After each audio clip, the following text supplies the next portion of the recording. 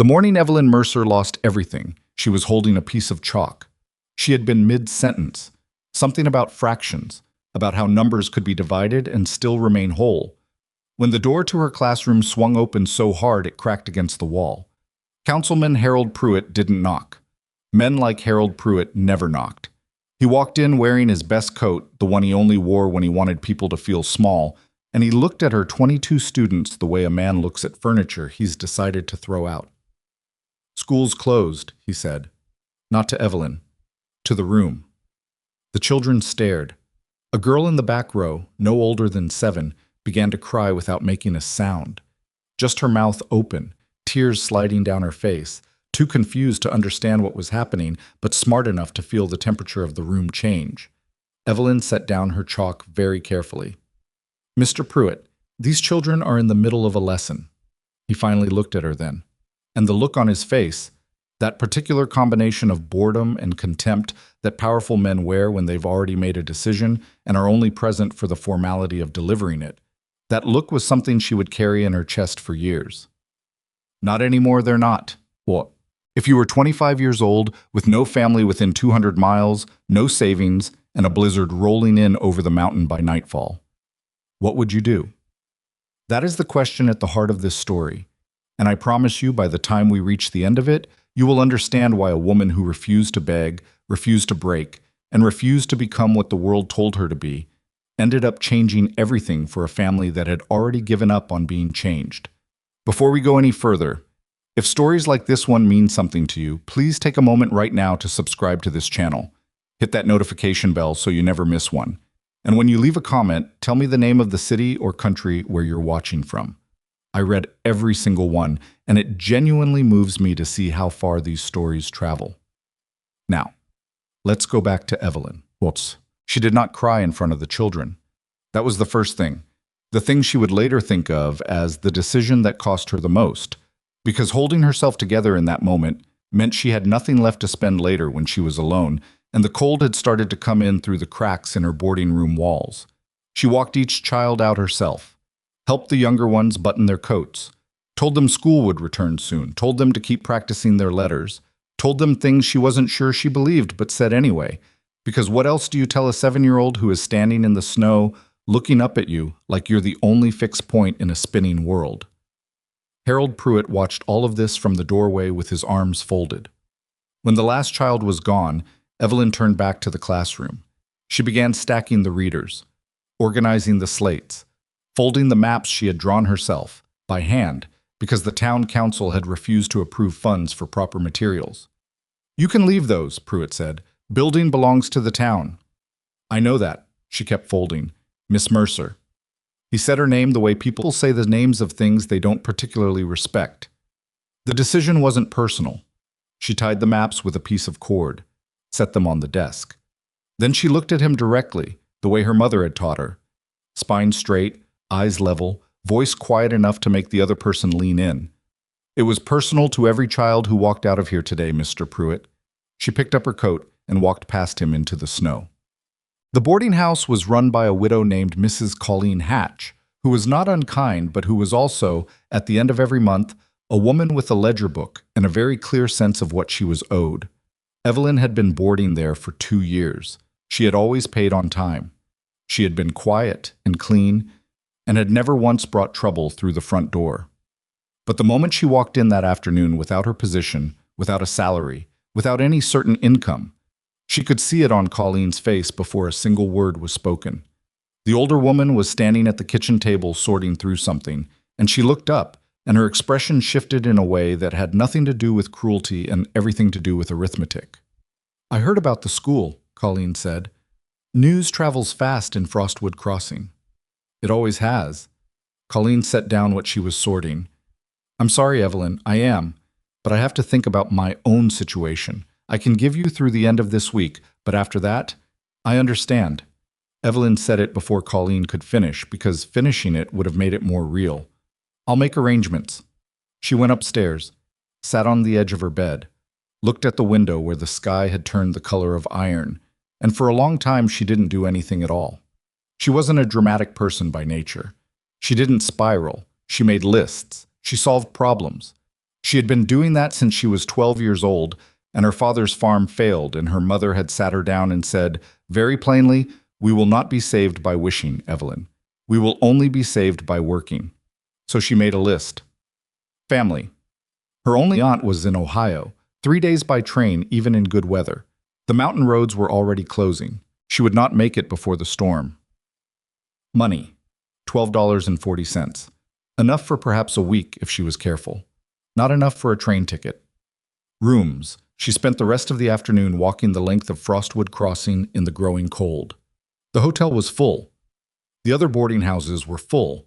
The mine crews had come down from the upper camps ahead of the weather and taken every available bed. She knocked on doors she had no business knocking on, doors belonging to women she barely knew, and each time the answer was the same. "I'm sorry, I just don't have the room." By 5 o'clock, the snow had started. By 7, it was coming down like something angry. Evelyn stood at the edge of town, at the last building before the road opened up into open range, and did the one thing she had promised herself she would not do. She asked herself if she had made a mistake. Not about refusing Pruitt's dismissal with dignity, not about walking out with her head up, but about years earlier when she had turned down a marriage offer from a perfectly decent man in Ohio and packed a trunk and come west alone to teach in a frontier settlement because she had genuinely believed, that it would mean something, that she would build something, that her life would count. Standing in the snow at 7 o'clock with $12 in her pocket and every door in town shut against her, she couldn't quite remember what the argument for that decision had been. She had heard of Silas Whitmore. Everyone in Frostwood Crossing had heard of Silas Whitmore. You couldn't live in this valley for 2 years without accumulating a picture of the man, assembled from fragments, from things people said, and more often from the particular way people stopped talking when his name came up. He was wealthy. That much was undisputed. Ironwill Ranch was the largest cattle operation in the territory, and he had built most of it himself, which was the part people respected even when they didn't particularly like him. He kept to himself. He didn't attend town socials. He didn't sit on the council, didn't participate in the festivals, didn't seem to require the company of other people in any meaningful way.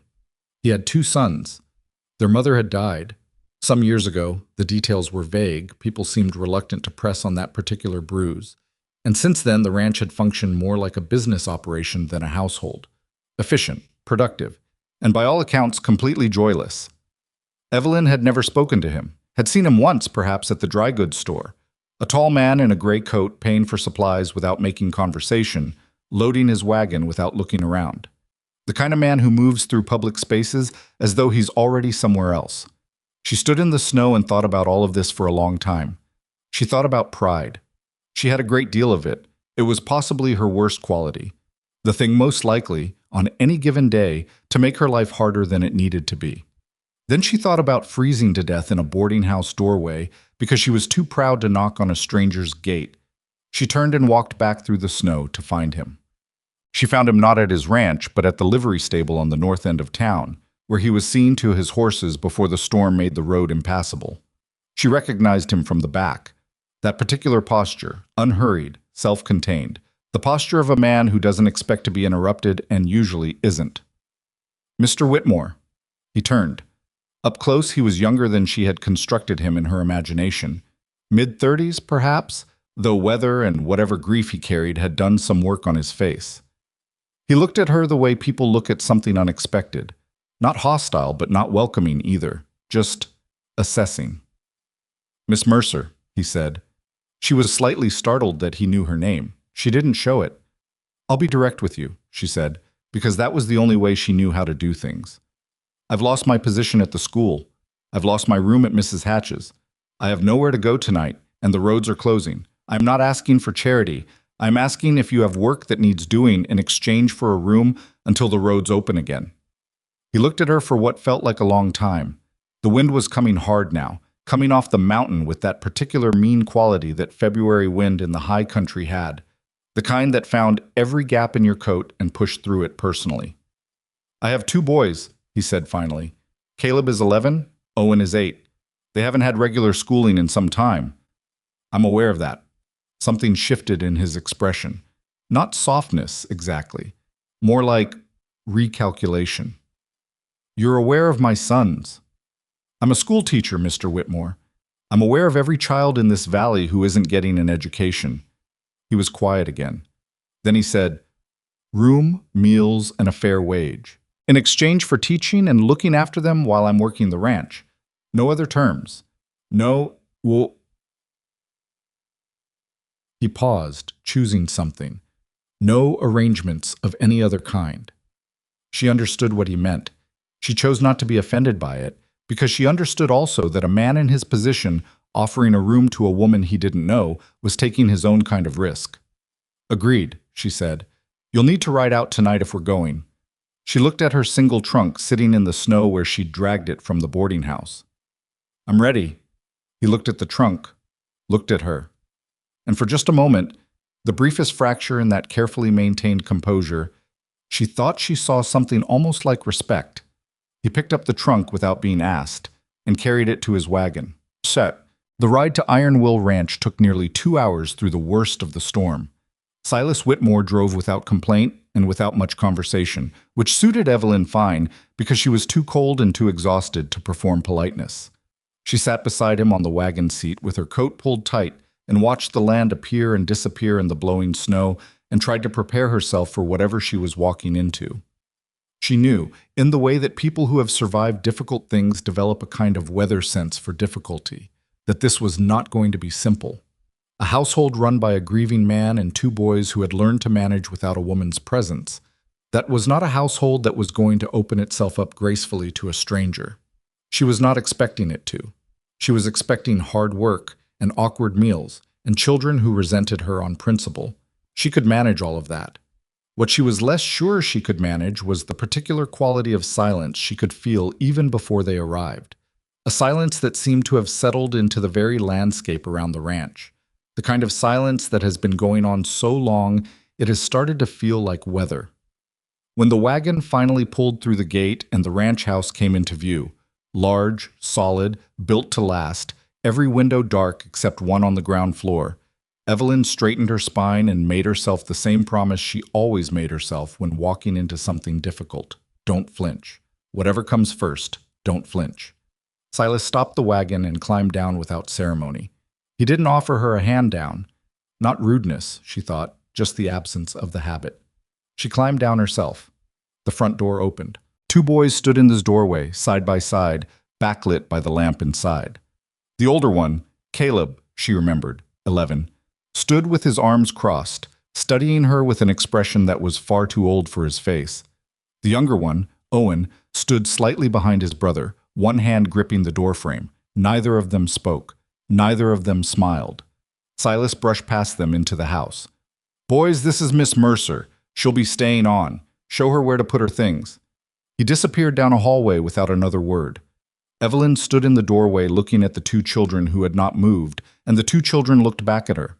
The lamp on the table threw unsteady light across Caleb's face. His jaw was set. He had his father's posture. That same quality of absolute self-containment, like a door that had been locked from the inside for so long the person behind it had forgotten there was another way. Owen's fingers tightened on the doorframe.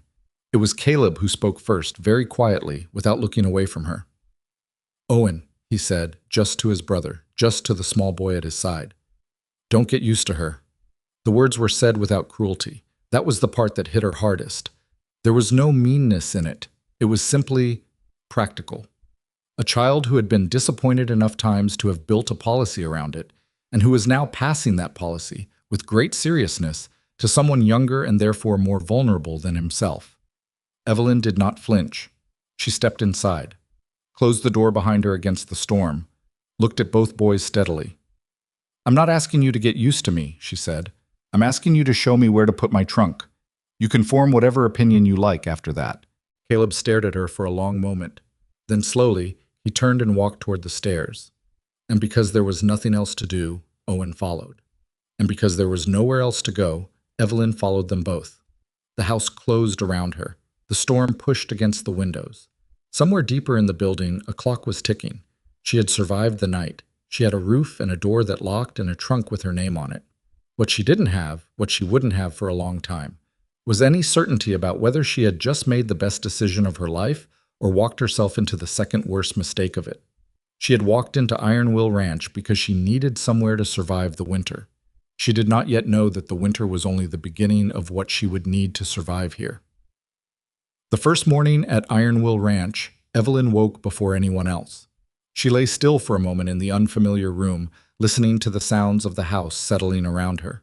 The wind still pressing against the walls, the creak of timber contracting in the cold, and underneath it all, that silence she had felt the night before. It hadn't gone anywhere. It was structural, that silence. Built into the place the way stone was built into the foundation.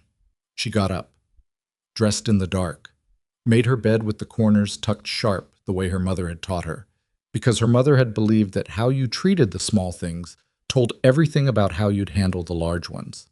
Then she went downstairs to find the kitchen. The kitchen was not a disaster. That was the most generous thing she could say about it. It was functional the way a field hospital is functional. Everything in it designed to serve a single purpose with maximum efficiency and zero comfort. There were no curtains on the window. The table was scarred from years of use. There was a cast iron stove that clearly worked because someone had kept it going through the night. But the firewood beside it had been stacked in the manner of a person who had given up caring whether the stack looked like anything. She found coffee. She found oats. She found a pot that had seen better decades but was structurally sound. She was standing at the stove when she heard the sound. Bare feet on wooden floors, light and quick, the unmistakable footfall of a child trying not to be heard. She didn't turn around. "You can sit down," she said. "I'm making enough for two." A long pause. Then the scrape of a chair. She turned then. It was Owen, the younger one, 8 years old, dark-haired like his father, but with something softer in the arrangement of his face. He was wearing his clothes from the day before, which told her something about who was responsible for seeing that the boys dressed themselves in the morning. And he was looking at her with the particular wariness of a child who has learned not to get ahead of himself.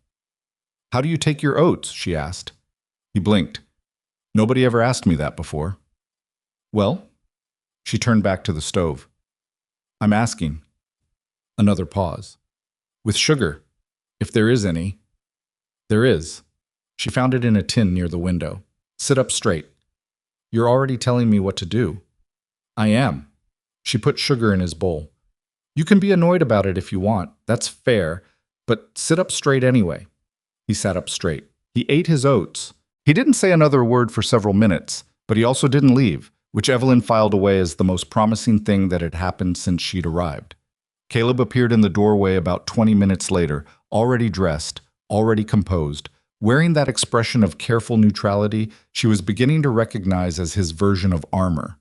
He looked at his brother sitting at the table. He looked at Evelyn standing at the stove. He pulled out a chair and sat down without saying anything, and when she set a bowl in front of him, he nodded once.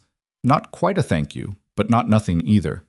Silas came in last when Evelyn was washing the bowls. He stopped short when he saw the three of them arranged there. His sons at the table, the coffee already made, the kitchen carrying the unfamiliar smell of a proper breakfast. Something crossed his face too fast for her to identify before it was gone. "You didn't have to do that," he said. "Someone needed to." She handed him a cup of coffee. "What time do the boys usually start lessons?" He wrapped his hands around the cup. "They don't, usually." She looked at him. "I've had other things to manage," he said, and his voice had an edge to it. Not defensive exactly, more like a man who already knows the argument against his position and is tired of anticipating it. "I understand that," she said, keeping her voice even. "But I'm here now, so they'll start this morning." Caleb made a sound that was almost a laugh, not an amused one. "Where?" Silas asked. Evelyn had spent part of the previous night thinking about this. She had walked through what she could see of the house before she went to bed, and she had noticed, at the end of the eastern corridor, behind a door that stuck in its frame, an old tack room that hadn't been used for its original purpose in some time. Large enough, dry, with a window. "The tack room at the end of the east hall," she said. "I'll need the window uncovered, a table, 2 chairs, and whatever you have that passes for books." Silas looked at her over his coffee. "You walked through my house last night." "I looked for the facilities without waking anyone," she said. "I didn't go through drawers."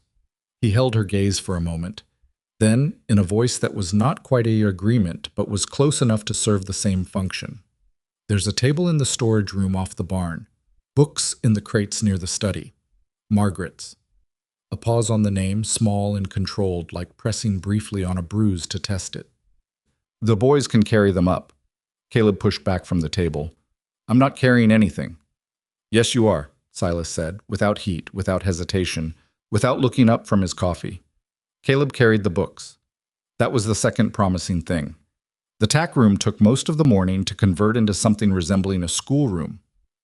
Owen turned out to be surprisingly useful. He had his brother's composure, but not his brother's investment in appearing unmoved by things. And he carried chairs and stacked books and held nails when Evelyn knocked a curtain rod in place with a borrowed hammer, occasionally offering opinions nobody asked for about the best placement of things. Caleb worked silently. He did everything he was asked and nothing more. But he was there, and he worked, and twice Evelyn caught him looking at the books she was organizing with an expression he immediately dismantled when he noticed her watching. She said nothing about it.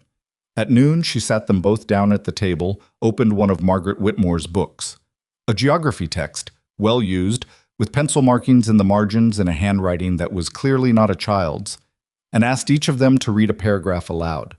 Owen read haltingly but with effort. He got through the paragraph, mispronounced 3 words, and looked up at her as though bracing for correction. Good, she said. Those 3 words, she wrote them out on a piece of paper. We'll work on those this afternoon. The rest was solid. He sat up straighter. He was trying not to look pleased. He wasn't entirely succeeding. Caleb read perfectly. Fluently, without hesitation, at a pace and comprehension level more typical of a 15-year-old than an 11-year-old. When he finished, he closed the book and looked at her with that waiting expression, as though expecting to be told what the point of the exercise had been. You've been reading on your own, she said. There wasn't anything else to do. What have you been reading? He shrugged. The gesture was practiced, too practiced. Show me. He didn't move for a moment. Then he got up, went to some corner of the house she hadn't found yet, and came back with a book. He set it on the table in front of her and sat back down, arms crossed, watching her the way you watch someone hold something that matters to you. It was a surveying manual, technical, dense, filled with mathematics and topographical notation. Thoroughly unsuited for an 11-year-old, and clearly read to its spine by one. She looked up from it. You want to survey land? He looked away. I want to understand how land works, so nobody can take it from us. The room was very quiet for a moment. Evelyn set the book down. She thought about Harold Pruitt walking into her classroom like it was already empty. She thought about all the things that got taken from people who didn't understand how ownership worked, how power worked, how the documents and the laws and the fine print operated. Then we'll add mathematics to your lessons, she said. Real mathematics. Not the kind they teach children. The kind that matters. Caleb looked at her. The armor flickered. All right, he said. It was the first word he had directed at her that wasn't defensive. It was, she would later think, the actual beginning of everything. The weeks that followed had a rhythm to them that Evelyn had to build deliberately, the way you build a fire in wet weather, carefully, with patience, not taking anything for granted. The boys came to lessons each morning. Owen came willingly after the first few days. He was hungry for attention in the uncomplicated way of younger children who haven't yet learned to hide it. Caleb came because Silas required it, and then, gradually, because the mathematics Evelyn was teaching him had turned out to be exactly what she promised, real and complex and worth his time. Silas stayed out of it. He was on the ranch before sunrise and rarely back until after supper. And in the evenings, he sat in the study with his accounts and his correspondence and the particular self-imposed isolation of a man who has decided that being busy is the same thing as being fine. Evelyn left him to it. She was not there to fix Silas Whitmore. She was there to survive the winter. She kept reminding herself of that distinction. The problem was the house, not the physical house. The physical house was actually comfortable once you got past its emotional temperature. The problem was what the house was missing, and how conspicuously it was missing it. Margaret Whitmore had been, from what Evelyn could piece together from the margins of her books and the arrangement of rooms and the things Owen occasionally let slip without realizing he'd said anything, she had been a woman who believed that a home should be a living thing. Her garden, visible from the kitchen window, was still technically laid out in the plots she had designed, though 3 winters of neglect had turned it to hard ground and dead stems. The parlor had a piano that nobody played. The front hallway had a hook at a child's height where a small coat had probably hung once, and the empty hook had a quality that was almost physical. Evelyn didn't intend to get involved in any of that. Then one afternoon, Owen came into the tack room where she was preparing the next day's lesson, sat down without being invited, and said, "My mother used to sing when she cooked." She kept writing. "Did she?" "Yeah." He picked at the edge of the table. "Nobody sings here anymore." "What did she sing?" He thought about it. "I don't remember the words, just that she did it." Evelyn set down her pen. "Owen, how long ago did your mother die?" He looked at the window. 4 years. I was 4, so I mostly just remember the singing. And her hands. She had good hands. She was always doing something with them. She said nothing for a while. The wind moved around the eaves. "There's nothing wrong with remembering her," Evelyn said finally. "You don't have to pretend you don't." He looked at her sideways with that particular child's expression that means, "Are you allowed to say that here?" "Dad doesn't like to talk about her." "I know." She picked up her pen again. "But I'm not your father." He was quiet. Then, quietly, "Do you think she'd have liked you?" It was such an undefended question that it took Evelyn a moment to answer. She thought about it honestly, the way the question deserved. "I think she'd have had questions about me," she said. "Same as you did. I think she'd have waited to see." Owen nodded slowly. Like that was the right answer. Like he'd been holding the question for a while and needed to hear someone take it seriously. He left soon after.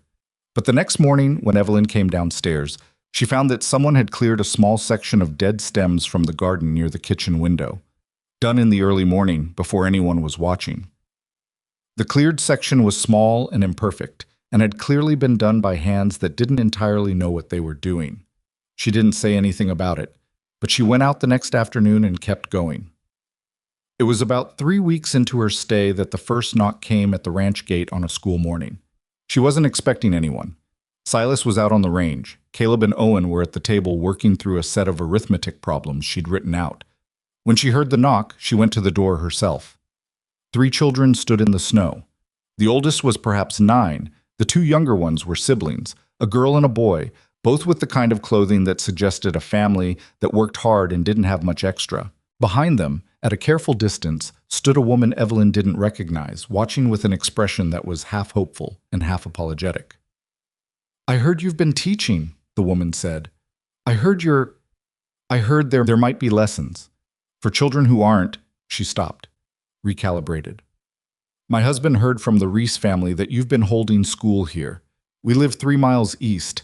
My children haven't had proper lessons since the settlement school closed." Evelyn looked at the 3 children. They looked back at her with that particular quality of attentiveness that children have when they know something important is being decided about them, and they're trying very hard not to influence it by seeming to want it too much. She opened the door wider. "Come in. We start at 8. The woman's face changed. "Just like that?" "Just like that. I'll need whatever materials you have. Slates if you have them, paper if you don't. And I'll need their names." 3 new names, 3 new faces at the table. Caleb stared at the newcomers with the expression of someone whose established order had been disrupted without his consent. Owen scooted his chair to make room without being asked. By the end of that first week of combined lessons, Evelyn had 12 students in the tack room and a wait list of 4 more. She hadn't planned it. She hadn't engineered it. She had simply opened the door because 3 children were standing in the snow, and there was no decent argument for not opening the door. But the effect was something she hadn't anticipated. Because when you put 12 children in a room together, something happens that doesn't happen with 2. Noise happens. Arguments happen. Laughter happens. The particular chaotic energy of young minds engaged with something happens, and that energy doesn't stay contained in a room. It moves through walls. Ironwell Ranch began, slowly, to sound like a different place. Silas noticed. She could tell because he started coming in from the range a few minutes earlier each evening, and he had developed the habit of pausing outside the tack room door, never opening it, never announcing himself, just pausing there for a moment before continuing to the study. She noticed this the 3rd time it happened and said nothing about it, because she understood something about grief and stubbornness in men, which is that you cannot force them toward the thing they need. You can only make the thing available. The trouble began on a Tuesday. Evelyn was walking back from the supply wagon in town.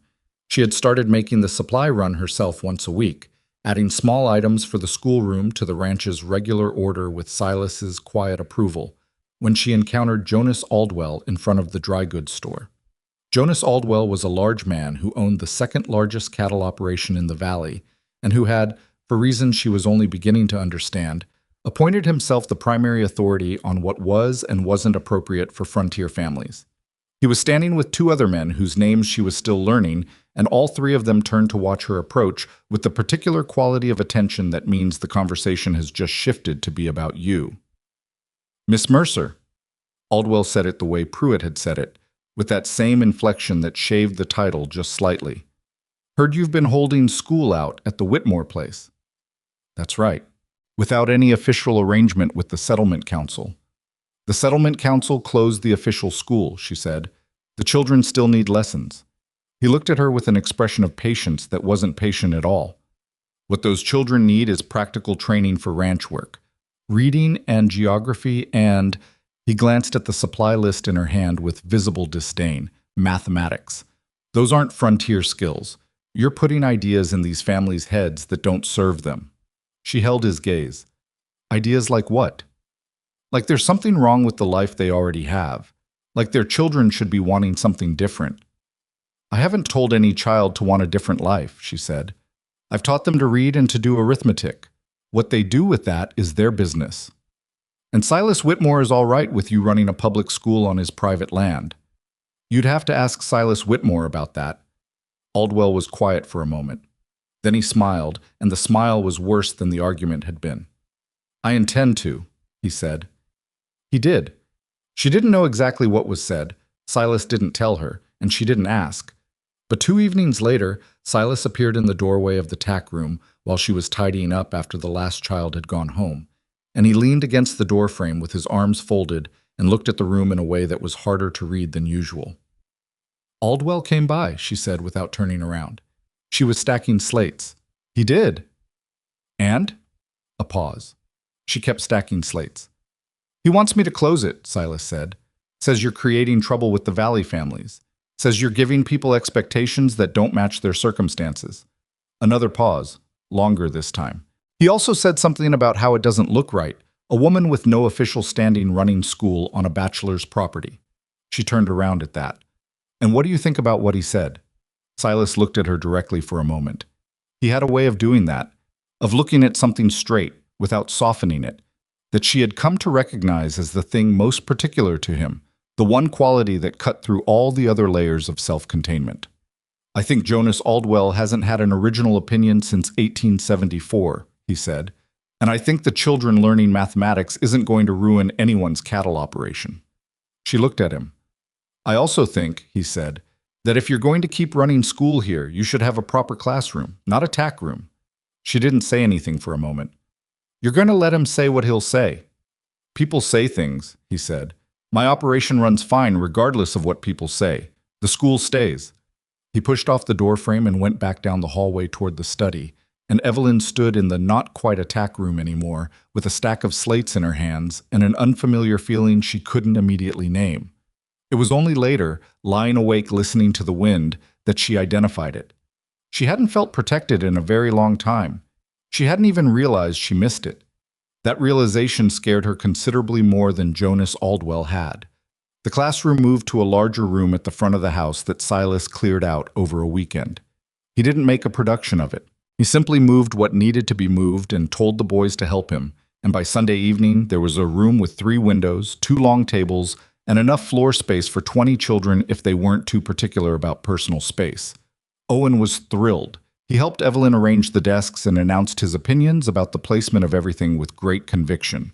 Caleb helped without announcing opinions, which was, she was learning, his way of indicating he was actually interested. The student count reached 19 by the end of the following week. 19 children, ranging from age 5 to 14, from 5 different ranch families, all arriving before 8 in the morning and departing after 3. The older children helped the younger ones. The children from different families who had never really spoken to one another, because their parents ran competing operations, and there was the usual border country friction between neighbors who needed each other and resented needing each other. Those children had somehow negotiated their own peace without any adult intervention. It happened the way things happen among children when you give them a shared project, gradually, and then all at once. Laughter filled the front of the house from 8 in the morning until 3 in the afternoon, Monday through Friday. Silas started coming in for lunch. He didn't integrate himself into the lessons. He sat in the kitchen, ate whatever he'd brought in from the range, and was usually gone before the lunch break was over. But the fact of his presence in the house during daylight hours was noted by Evelyn, and, she was certain, by his sons. Owen started calling her Miss Ev sometime around week 5, the way children rename things they've decided belong to them. She didn't correct it. It was easier to fight battles that mattered. Caleb called her Miss Mercer every time, precisely, like a man paying a debt. And then, on a Thursday afternoon in early March, she did the thing she hadn't planned to do. She went out to the garden. Not to tidy it, not to assess it. She went out with a proper intention. She'd found a cache of seeds in the storage room that had been sealed properly enough to survive the winter, and she'd identified by the paper envelopes that they were the kind of things you'd plant in early March if the ground was soft enough, which it was, just barely, on the southern side of the house where the sun hit longest. She was on her knees working the soil when she heard the back door. She turned. Owen was standing on the steps. He was wearing his coat unbuttoned, the way he always wore it, which drove her approximately insane every single cold morning. "What are you doing?" he asked. "Planting. Button your coat." He buttoned one button, which was Owen's version of full compliance. He came down the steps and crouched beside her. "Those are my mother's seeds." "I know. I found them in the storage room. Were you saving them for something?" He thought about it. "No, I just didn't want to throw them out." She handed him a seed envelope. "Then help me plant them." He took the envelope. He studied it. Then he looked at the garden plot and at her hands already in the soil, and something happened in his expression that she felt it wise not to look at directly. He started planting seeds beside her. They were out there for an hour. At the end of it, Owen's hands were muddy, and he was talking continuously about something she was only half tracking, a horse that had been born 3 weeks ago. The way it kept trying to get up before its legs were ready. The way it fell and got up and fell and got up. And Evelyn was listening to his voice with the part of her that listened beneath the words, that registered what a child was really saying when they were telling you about something apparently unrelated. She heard, "I know what it's like to fall and not be sure you can get up. I'm getting up anyway." She kept her hands in the soil and let him talk. Caleb appeared at the back door eventually. He stood there looking at them. At his mother's garden, with 2 people kneeling in it and his mother's seeds being pushed into the ground. He stood there for a long time. Evelyn looked at him once, then looked away, giving him the space to feel what he needed to feel without an audience for it. When she looked back, he was gone. But the next morning, she found that the old wooden swing at the east corner of the garden, the one that had been weathered and sagging on its ropes, too fragile for anyone to actually use, had been repaired. New ropes. The seat sanded down. The whole thing tested and made sound, done with the careful craft of someone who had paid attention to how things were built. The tools were back in the barn. There was nobody to ask. But she thought about Caleb's hands at supper that night. The small scratches from working wood, the stiffness in the way he held his fork. And she thought about how grief in children doesn't always announce itself, how sometimes it comes out sideways, as labor, as repair, as an 11-year-old boy quietly restoring the thing his dead mother used to push him on, just to make it solid again. She didn't say anything to him at dinner. But after dinner, when the boys were cleared from the table and Silas was in the study, she walked past Caleb in the hallway and said quietly without stopping, "It holds steady now. The swing." He kept walking in the other direction, but she heard him stop, just briefly, on the stairs. One afternoon, near the end of March, she was sitting at her work table in the classroom after the children had gone, trying to calculate how many more weeks she could stretch the remaining paper supply, when Caleb appeared in the doorway. Not summoned, not sent, just there. She kept working. "What is it?" He came in, sat down in one of the student chairs, the wrong size for him, knees up awkward, and looked at the wall for a while. "Aldwell's been talking," he said, in town, about you. About what you're doing here." She didn't look up from her calculations. "I know. He says women who do what you're doing give people the wrong idea about what they're owed." "He said that to me too." He says you're trying to make yourself important to the families so you can. Caleb stopped, recalibrated. He says you'll leave in the spring when the roads open, that you're just here because you had nowhere else to go, that none of this is real for you. She set down her pen. She turned to look at him directly, and he met her eyes with that straight gaze that was so like his father's, it sometimes stopped her cold. Is that what you think? She asked. He held her gaze for a long moment. The afternoon light came through the window sideways, catching the dust in the air between them, all those tiny particles of chalk and old paper and the particular substance of a room that had been lived in hard. I think, he said carefully, that you work too hard to be pretending. It was not a declaration of trust. It was Caleb Whitmore at 11 years old, who had decided not to trust anything that could leave, and who was now, reluctantly, precisely, revising one small corner of that policy. I also think, he said, that you don't have to promise us anything. He looked at his hands. People who make promises usually just end up breaking them, so you don't have to. She looked at him for a moment, then she said, I'm not going to make you any promises, Caleb, but I'm going to tell you one thing that's true. He waited. This room, she said, and what happens in it, that's real for me. Whatever else changes, that part is real. He nodded. Once, the way his father nodded, like a signature on a document, small and final. Then he looked at the paper in front of her. You're going to run out by the second week of April. I know. There might be paper in the crates in the back of the barn. Some of them haven't been opened since we moved out here. She looked at him. I'm not saying go look, he said, getting up. I'm just saying that's where it might be. He walked to the door, stopped, didn't turn around.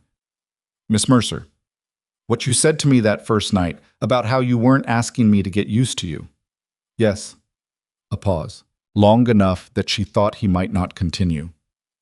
I think, he said finally, quietly, to the doorframe rather than to her, that I might be getting used to you. He left before she could respond. She sat alone in the schoolroom in the last of the afternoon light, with the paper calculations in front of her and the sound of the house around her. Owen's voice somewhere upstairs, the distant movement of ranch hands in the yard, the ticking clock in the hall. And she realized something that she hadn't been ready to know until this moment. At some point in the past 8 weeks, without making any decision she was conscious of, she had stopped thinking of Ironwill Ranch as somewhere she was waiting to leave. She wasn't sure exactly when it had happened. She wasn't sure what it meant. She wasn't sure she was ready to examine what it meant, because examining it would require her to sit with the fact that her plan had been to survive the winter and return to her own life, and that the plan now had a crack in it that she couldn't look at directly without the crack getting bigger. She picked up her pen. She went back to the paper calculations. Outside the window, in Margaret Whitmore's garden, the first green shoot of the season was coming up through the repaired ground. Small and unremarkable, entirely insufficient for the season it was pushing into, getting up anyway. The letter arrived on a Wednesday, which was the day Evelyn had designated for geography lessons, and it arrived in the hands of a man she had never seen before, a courier from the Eastern Rail Line, bundled against the April cold, who handed it to Silas at the gate with the particular formality of someone delivering something they understood to be significant. She noticed because Owen noticed. I was at the window when the courier rode up, and he watched his father take the envelope with an expression that shifted from casual curiosity to something more guarded, and then he turned back to his geography map without saying anything, which was how Evelyn knew the shift was real. Silas brought the letter inside. He didn't open it at the table. He went directly to the study and closed the door, and that afternoon he was quieter than usual at supper, cutting his food with the careful attention of a man whose mind was entirely elsewhere. She didn't ask. 3 days later, on a Saturday morning when the boys were out with the ranch hands learning to check fence lines, Silas appeared in the doorway of the classroom while she was writing out the following week's lesson plans. He was holding the letter. I need to tell you something, he said. She set down her pen. He came in. Didn't sit.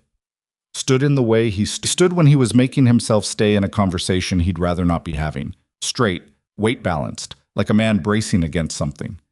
My wife had a sister, he said. Lenora Vance. She lives in Philadelphia. She and I don't have a relationship to speak of. After Margaret died, Lenora wrote once, said if I ever needed help with the boys, she was willing to take them. I wrote back and told her no, and that was the end of it. He held up the letter. That was 4 years ago. This is the second letter. Evelyn waited. She's coming, he said. She arrives at the Frostwood station in 3 weeks. She says she has concerns about how the boys are being raised. She says she's in a position to offer them. He looked at the letter, reading directly. Educational opportunities, social stability, and a future more suited to their inheritance and standing. The room was quiet. She's coming to evaluate them, Evelyn said. She's coming to take them. He said it flatly, the way he said things that he'd already turned over enough times to have worn the emotion off the surface. She has money. She has lawyers. She has a case, probably, if she wants to make one, that I'm raising them in isolation, that the frontier is inappropriate, that they'd be better served in the East. He paused. She's not wrong about all of it. They have been isolated. They haven't had proper schooling until... He stopped. Until 8 weeks ago, Evelyn said. He nodded. She thought about Owen planting seeds in his mother's garden with muddy hands, talking about a newborn horse that kept falling and getting up. She thought about Caleb at the back of the classroom helping a 7-year-old sound out words he himself had mastered at 5, doing it with a patience that was both admirable and heartbreaking in someone his age. She thought about the swing repaired in the dark, and the surveying manual, and the way Owen had started, just in the past 2 weeks, laughing at meals. Real laughter. The unself-conscious kind. The kind that doesn't check first to see if it's allowed. They're not the same boys they were 8 weeks ago, she said. I know that. He set the letter on the table. But Lenora doesn't.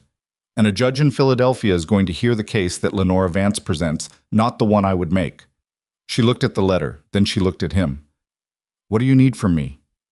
He was quiet for a long moment. He had the expression she'd come to associate with him working through something he found uncomfortable. A slight tension along the jaw, a quality of stillness that was the opposite of ease. The school matters, he said finally. What you've done here matters. If Lenora comes and sees 19 children being educated on this ranch, if she sees what the boys are doing, what they're... He stopped again. He wasn't a man who spoke easily about the things that mattered most to him, and he was very clearly talking about something that mattered most to him. She can't argue isolation if she walks into a classroom. No, Evelyn said. She can't. He picked up the letter, folded it, put it in his coat pocket. I'm not asking you to perform something. I'm not asking you to make things look better than they are. I know you're not. I just need you to keep doing what you're doing. She held his gaze.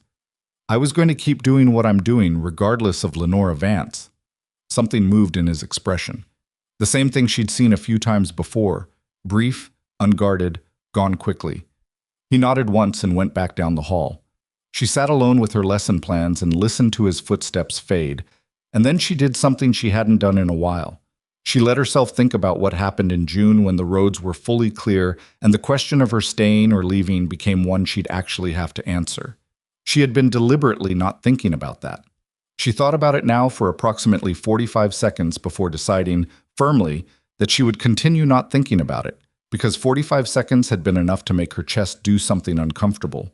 She picked up her pen and went back to geography. Lenora Vance arrived on a Tuesday afternoon in the second week of May.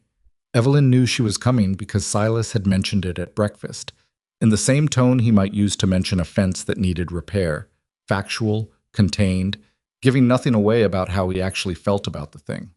The boys knew too. Owen had been quieter than usual all morning, which was the Owen version of worried. He processed everything outwardly, so when he went inward it showed in the quality of the silence around him. Caleb had been, if anything, more composed than ever, which meant he was considerably more frightened. She ran lessons as usual. When the wagon came through the gate at 2 in the afternoon, she didn't stop. The children were in the middle of a reading exercise, and stopping it would have told everyone in the room that something worth stopping for was happening, which was the one signal she refused to give. She heard the wagon. She heard voices in the front hall, Silas's, low and measured, and another voice, a woman's, crisp and carrying, and with the particular quality of someone who has spent her life in rooms where her opinion was expected to matter. She kept teaching. It was Owen who cracked. He looked at the door, then at Evelyn, with a question in his face that wasn't quite a question. Eyes on your reader, she said quietly. He put his eyes on his reader. The door opened. Silas stood in the doorway, and beside him was Lenora Vance. She was perhaps 50, elegantly dressed in traveling clothes that were expensive without being showy, with the bearing of a woman who had decided a very long time ago exactly what she thought of most things and had found little reason to revise those conclusions. She was not unattractive. She had Margaret's coloring, Evelyn could see that immediately. The same dark hair, now touched with silver. The same arrangement of features. But where Evelyn had constructed Margaret from the gentle evidence of margins and gardens, and boys who remembered singing, Lenora was all hard surface. She looked at the classroom, at the 19 children, at Evelyn standing at the front of the room. Her expression was careful, which was more unsettling than if it had been openly hostile. "We'll leave them to finish," Silas said, and pulled the door closed. The children all breathed out at exactly the same moment. Owen looked at Evelyn. "Keep reading," she said. He kept reading. That evening at supper, the table had 5 people at it instead of 4, and the meal was the most precisely uncomfortable hour Evelyn had spent since Harold Pruitt had walked into her classroom. Lenora was not rude. She was something more difficult than rude. She was gracious in a way that created a specific kind of pressure, the way a very polite question can feel more like a demand than a command does. She asked the boys about their lessons. She asked Caleb about his reading and received an answer that was so thorough and articulate that even she couldn't hide a flicker of surprise. She asked Owen about arithmetic, and Owen, who had apparently decided on a policy of radical honesty, said he was better at it than he used to be, but still didn't understand why fractions had to exist. Lenora smiled at that, and the smile was genuine, and it made her briefly, unexpectedly, human. "Your mother couldn't do fractions either," she said. "She told me once. She said they were the one thing she never fully made peace with." The table went very quiet. Owen looked at his plate. Then carefully, as though testing ice. "Did you know her well? My mother?" "We grew up together," Lenora said. Her voice was still controlled, but something had gone softer in it. "She was my younger sister. I knew her better than I've known most people." Owen nodded. He looked like he wanted to ask more and didn't know if he was allowed. It was Caleb who broke the silence. Caleb, who said almost nothing at meals, who had the discipline of someone twice his age. "She used to sing when she cooked," he said. Not to Lenora, to his plate, but loud enough to be heard. "Did she do that when she was little?" Lenora looked at him.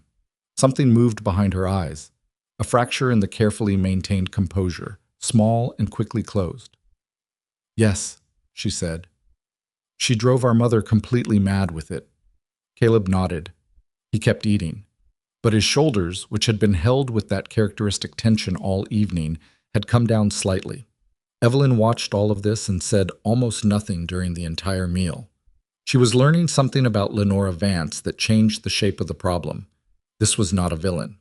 This was a woman who had lost her sister, who had spent 4 years wondering whether the nephews she barely knew were being raised the way Margaret would have wanted, and who had arrived here carrying both grief and money, and the particular determination of someone who has decided that doing something, even a difficult something, is better than continuing to do nothing. That didn't mean she was right, but it meant the conversation was going to be more complicated than Evelyn had initially prepared for. Lenora was there for a week. She sat in on lessons twice. Both times, she positioned herself in the back of the room in a chair she brought in herself, which Evelyn appreciated. It said she understood she was a visitor in someone else's space, whatever she privately thought about whose space it should be. She watched Evelyn teach. She watched the way the children interacted with each other, the older ones helping the younger, the small negotiations and friction and recoveries that happened in any room full of 19 people who were figuring out how to coexist. She watched Owen explain something to a 5-year-old with a patience he had clearly learned recently and was very pleased with himself about. She watched Caleb work through a mathematics problem at the board. Complex, the kind of thing Evelyn had started giving him because he needed the challenge. And she watched his face while he worked, and whatever she saw there, she kept to herself. On Thursday evening, she asked to speak with Evelyn privately. They sat in the parlor after the boys were in bed. Silas had made himself scarce, either by instinct or design. The fire was going. Lenora sat with her hands folded and looked at Evelyn with an expression that was both assessing and, Evelyn thought, genuinely uncertain. "You're not what I expected," Lenora said. "What did you expect?" "Someone who needed something from them." Someone who was using the arrangement. She paused. I've seen women in your position before. Women who latch onto a household because it's convenient, and the children suffer for it eventually. I'm aware of that pattern, Evelyn said. I've seen it too. Are you planning to stay? I don't know yet. Lenora looked at her steadily. That's more honest than I expected. I'm not in the habit of saying things I'm not sure of. A brief silence. Outside, the spring wind moved through the eaves, softer than the winter wind had been, but there. They're better than I feared, Lenora said finally. The boys. Caleb especially. I expected to find a child who'd been left to raise himself, and instead I found… She stopped. Her hands moved slightly. He's very like Margaret, actually, in ways I didn't expect. He repairs things, Evelyn said. When something bothers him, he finds something broken and fixes it. I've been told that was hers as well. Lenora looked at her. How do you know that? Owen told me. He tells me everything. He's not aware of how much he tells me, but he does. Something shifted in Lenora's expression. Not warmth exactly, but a thawing around the edges. You pay attention. To children? Yes, that's what teaching is. Lenora was quiet for a moment. She looked at the fire. My position hasn't changed, she said, and her voice was steady but no longer combative. I still believe those boys would benefit from more than this valley can offer them. Better schools, greater opportunity, connections that will matter when they're grown. I don't disagree with you, Evelyn said. Lenora looked at her, surprised. I think education and opportunity matter enormously. I think all children deserve them. But I also think that Caleb and Owen have spent 4 years being moved around emotionally, and what they need right now, what they're just beginning to find, is stability, roots, a place that belongs to them and to which they belong. Silas Whitmore is a man who barely speaks. He's a man who is learning to, Evelyn said, slowly, imperfectly, like most people. Lenora looked at her for a long moment. Then she said something Evelyn hadn't expected. Margaret would have liked you. Evelyn said nothing. She thought of Owen asking her the same thing, months ago now, in the old tack room. I haven't made a decision, Lenora said. About the legal question. I want to be clear about that. I understand. I'll need more time. Then take it, Evelyn said. The school will be here. The boys will be here. So will I, for now. For now hung in the air between them, and Lenora heard it, and Evelyn watched her register its implication and choose not to press it. They talked for a while longer about small things, the garden, the school's supply needs, Margaret's geography books with their penciled margins. When Lenora finally went upstairs, Evelyn sat alone by the dying fire and thought that this situation was considerably more tangled than it had been in February, and that she was in it considerably deeper than she had intended to be, and that neither of those facts appeared to be changing anytime soon. The crisis arrived without warning, the way real crises always do. Not telegraphed, not dramatic, just suddenly and completely present. It was the 19th of May. The kind of late spring day in the high country that looks like a gift and is actually a trap. Warm in the morning, clear and almost kind, the mountains visible and sharp against the blue sky. Evelyn had let the children out for a longer noon break than usual because Owen had asked, and she was in a good mood and the air actually smelled like something other than cold for the first time in months. Lenora was scheduled to leave the following morning. Her trunks were already packed. The question of the custody arrangement was still technically unresolved, but the week had shifted something. Evelyn could feel it in the way Lenora talked to the boys at breakfast, with less of that evaluative quality and more of something that was closer to ordinary affection. Then the sky changed. She noticed it first because Caleb noticed it. He was in the yard with 2 of the older ranch students when he stopped mid-sentence and looked north, and the look on his face was the look of someone who has grown up in mountain country and knows what certain kinds of sky mean. She was out the front door before she had consciously decided to move. The cloud coming over the northern ridge was the wrong color for May, dark in a particular way, and moving fast, faster than any ordinary afternoon storm, with that quality of compressed, pressurized energy that the old-timers called a hammer storm, the kind that came when warm spring air met a late hard system sliding down from Canada without any mediating weather to soften it. The temperature was already dropping. She could feel it. Get inside, she said to the children in the yard. Everyone, Now. They came because something in her voice was different from the voice she used for lessons. Inside, she counted heads. 14. She did it again. 14. She grabbed Owen's arm as he came through the door. Where are the others? Who's missing? He thought fast. Owen, despite his age, had an excellent head count. The Peterson kids and the Marsh boy, and Lucy Aldwell. He said the last name with a slight hesitation because Lucy Aldwell was Jonas Aldwell's granddaughter, and Jonas Aldwell was the man who had spent 4 months trying to get the school shut down, and the fact that his granddaughter was one of Evelyn's students was a complication that nobody had ever openly addressed. They left at noon, Owen said. They were walking back. They walked the ridge road. The ridge road. 3 miles exposed above the tree line for almost half its length. She turned. Silas was in the doorway. He had come in from the range when the sky changed. He looked at her face and looked at the sky, and she didn't have to say anything. How long? He asked. An hour, maybe less. He turned and was already calling for his men. Lenore appeared at the top of the stairs. She looked at the sky through the front window. She looked at Evelyn. What's happening? 4 children are on the ridge road, Evelyn said. She was already getting her coat. There's a storm coming in hard. Evelyn, Lenore started. I know the ridge road, Evelyn said. I know where those children go. She did. Owen had shown her on a hand-drawn map during geography lesson, the routes the valley children used, the shortcuts and the shelters, and the abandoned structures that dotted the high country land. One of those structures was an old trapper's line shack at the bend in Ravencut, a narrow defile about a mile off the main ridge road. She had thought, when Owen showed her, that it was interesting information. She had not expected it to matter. She thought now that if those children had any instinct for shelter, and if whoever was with them had any sense, they might have turned off the ridge road when the sky changed and taken the low trail toward Ravencut. She said this to Silas. He looked at her. That's a guess. It's a good guess. If you're wrong, then we check the ridge road too, she said. But the cut is closer and sheltered, and there's a shack. If I were 4 children who felt the temperature drop and saw that sky, that's where I'd go. He held her gaze for 1 second. Then, Hartley Moss? Take the ridge road. Check every quarter mile. He looked at Evelyn. You and me and Cole take the cut trail.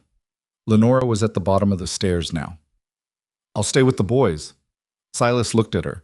Something passed between them. 2 people who had not been easy with each other all week, finding a sudden and unexpected alignment. Thank you, he said. He never said that easily. Evelyn had noticed. They rode hard for the first mile, while the sky pressed down and the temperature fell with a speed that was alarming even to Evelyn, who had spent 2 winters in mountain country and thought she understood what cold could do. This cold was different. It had intent behind it, the way the worst weather always felt personal when you were out in it. The cut trail was narrow and steep and required them to move single file. Silas was in front. Evelyn was behind him. Cole, the youngest of the ranch hands, was at the rear with the spare horse they'd brought in case any of the children couldn't walk. The wind came sideways, cutting through her coat in the way she remembered from February, the way she'd thought about sometimes since, that mean, specific cold that doesn't just surround you, but seems to seek you out. She thought about the 4 children. Lucy Aldwell was perhaps 8. The Peterson children were 6 and 10. The Marsh boy, Thomas, was 12 and the oldest, and probably the one who would have made whatever decisions got made on that road when the sky started changing. Thomas was sensible. She thought of him, quiet, methodical, good with numbers. He would have felt the temperature drop. He would have looked at the sky. She thought, please be in the shack. The entrance to Ravencut opened up between 2 rock walls, and the moment they pushed through it, the wind dropped by half. The cut ran east-west, and the storm was coming from the north, and the walls blocked it enough to breathe. It was still brutally cold. The light was bad. The snow had started, lighter than it looked like it would get, but it was starting. Silas stopped, held up his hand. She heard it too. Voices. Thin with distance but present. Ahead, around the bend where the cut widened before the old shack. They moved faster. The shack came into view all at once, and through the single dirty window a light was visible. Something small, a lantern or a stub of candle, whatever Thomas had found or carried. The door was shut. Snow was already piling at its base. Silas dismounted and reached the door in 3 strides. He knocked once, hard, a long pause. Then Thomas Marsh's voice, strained but controlled. "Who's there?" "Silas Whitmore." "Open the door, son." Another pause. Then the sounds of something being shifted. They had barricaded it, she realized, because Thomas was 12 and had enough sense to barricade the door against whatever might come. The door scraped open. 4 children. Lucy Aldwell huddled between the 2 Peterson children, all 3 wrapped in a single horse blanket that had been in the shack. Thomas standing in front of them with a broken fence post held like a weapon, which he slowly lowered when he saw Silas's face. "I knew you'd come," Thomas said. And then, because he was 12 and had been holding himself together for probably 2 hours and could feel that it was over, his voice cracked on the last word. Silas put a hand on the boy's shoulder.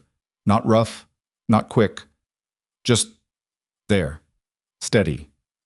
"You did right," he said. "You got them in here and you kept them warm. That was exactly right." Thomas nodded. He was blinking rapidly. Lucy Aldwell looked past Silas and found Evelyn's face.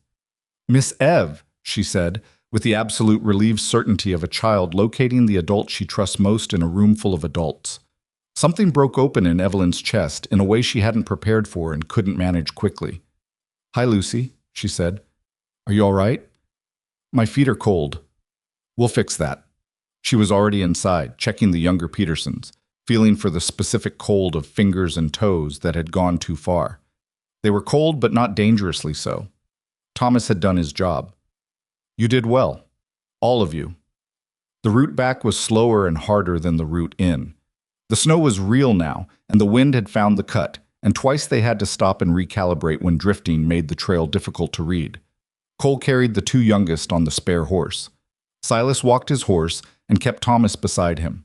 Evelyn took Lucy up in front of her on her own horse, because Lucy had attached herself to Evelyn's side and was not releasing it, and Evelyn had no intention of asking her to. They rode through the worst of the cut with Lucy Aldwell's hands gripping Evelyn's coat and Lucy's face buried against her arm, and Evelyn kept one hand on the reins and one arm around the small body in front of her and talked. Not about anything important, just steadily, just sound, just the presence of a voice saying, I'm here, keep going, we're almost through." When the ranch came into view, the front door opened before they reached the gate. Caleb and Owen were on the porch, which Lenora had certainly not sanctioned and had certainly not been able to prevent. Owen started running the moment he saw the horses. Caleb walked fast, which was the same thing. Owen reached her horse first. His face was doing something complicated and unguarded and very young. "You were gone a long time," he said. It wasn't an accusation, it was just what it was. "I know," she said. "Help Lucy down." He helped Lucy down. Lucy stood in the snow and looked up at Evelyn with the expression of someone who has been through something and come out the other side and is still working out what it means. "Is she going to be all right?" Owen asked. "She's going to be fine." Evelyn dismounted. "Get her inside and get her near the fire." Owen took Lucy's hand and led her toward the porch, talking to her the way Evelyn talked to him when he needed steadying. Not about anything important, just sound, just presence. She watched him do it and felt something she couldn't name press at the back of her eyes. Caleb was standing 3 feet from her. He wasn't talking. He was just looking at her with those old soul eyes that had been old since the first night she'd met him. He stopped, started again. "We didn't know which way you went." "I know, I'm sorry, we went fast." He nodded. He looked at the snow. He looked back at her. "The shack," he said. "In the cut. I showed Owen that on a map. Owen must have told you." "He did." He nodded again. There was something working in his jaw. Caleb, she said. He looked at her. The armor was not entirely in place. The storm had shaken something loose in it, and what was underneath was 11 years old and had been more frightened than he was going to say. "I'm here," she said. "I'm all right." He breathed out. One single breath, controlled but real. Then he turned and walked back inside, because he was Caleb Whitmore, and this was the limit of what he was going to let be witnessed. She followed him in. The front hall was crowded and warm and loud with the particular noise of a crisis just past. The Peterson parents had been at the ranch when the storm hit, helping Lenora manage the remaining children, and there was now a great deal of motion and noise and the specific social energy of adults who have been frightened and are very glad to have something to do about it. Lucy Aldwell was sitting by the fire with Owen handing her a cup of something hot, and Lucy was drinking it and watching the room with large eyes. Jonas Aldwell arrived at the gate an hour later, on horseback in the tail end of the storm, which told Evelyn something about what a grandfather will ride into if his granddaughter might be in it. He was soaking and furious with fear when he came through the door, and then he saw Lucy by the fire with the color back in her face, and something happened to him that Evelyn suspected happened to very few people in his presence. He put his hands over his eyes for a moment. Nobody said anything. Then he crouched down next to his granddaughter and held her face in his big hands and looked at her for a long time without speaking. "Mr. Aldwell," Evelyn's voice. He looked up. She was frightened, but she's fine. Thomas Marsh kept them sheltered. He was very sensible. Aldwell looked at her. His face was doing things it clearly was not used to doing.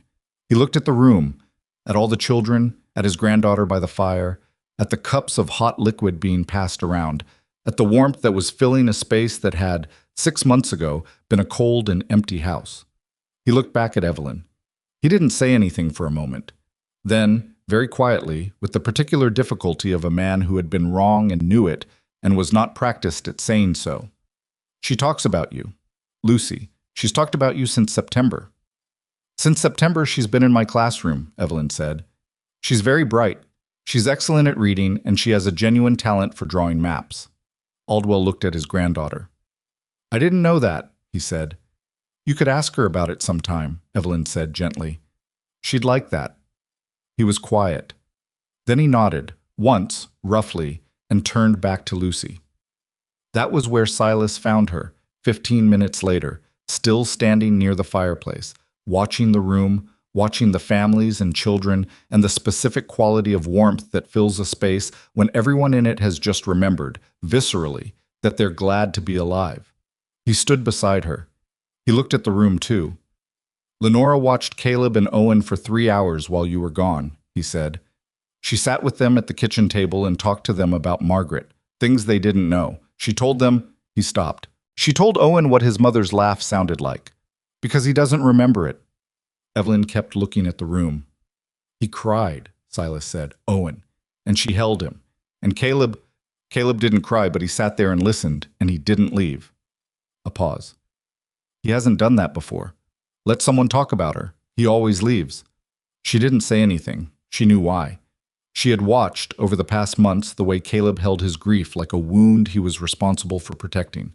He had needed someone who shared it, someone for whom the loss was real and personal, not secondhand, before he could sit with it.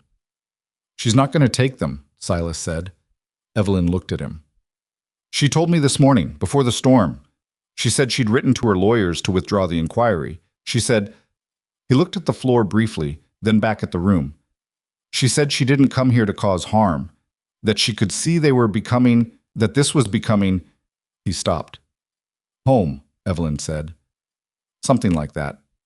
He was quiet for a moment.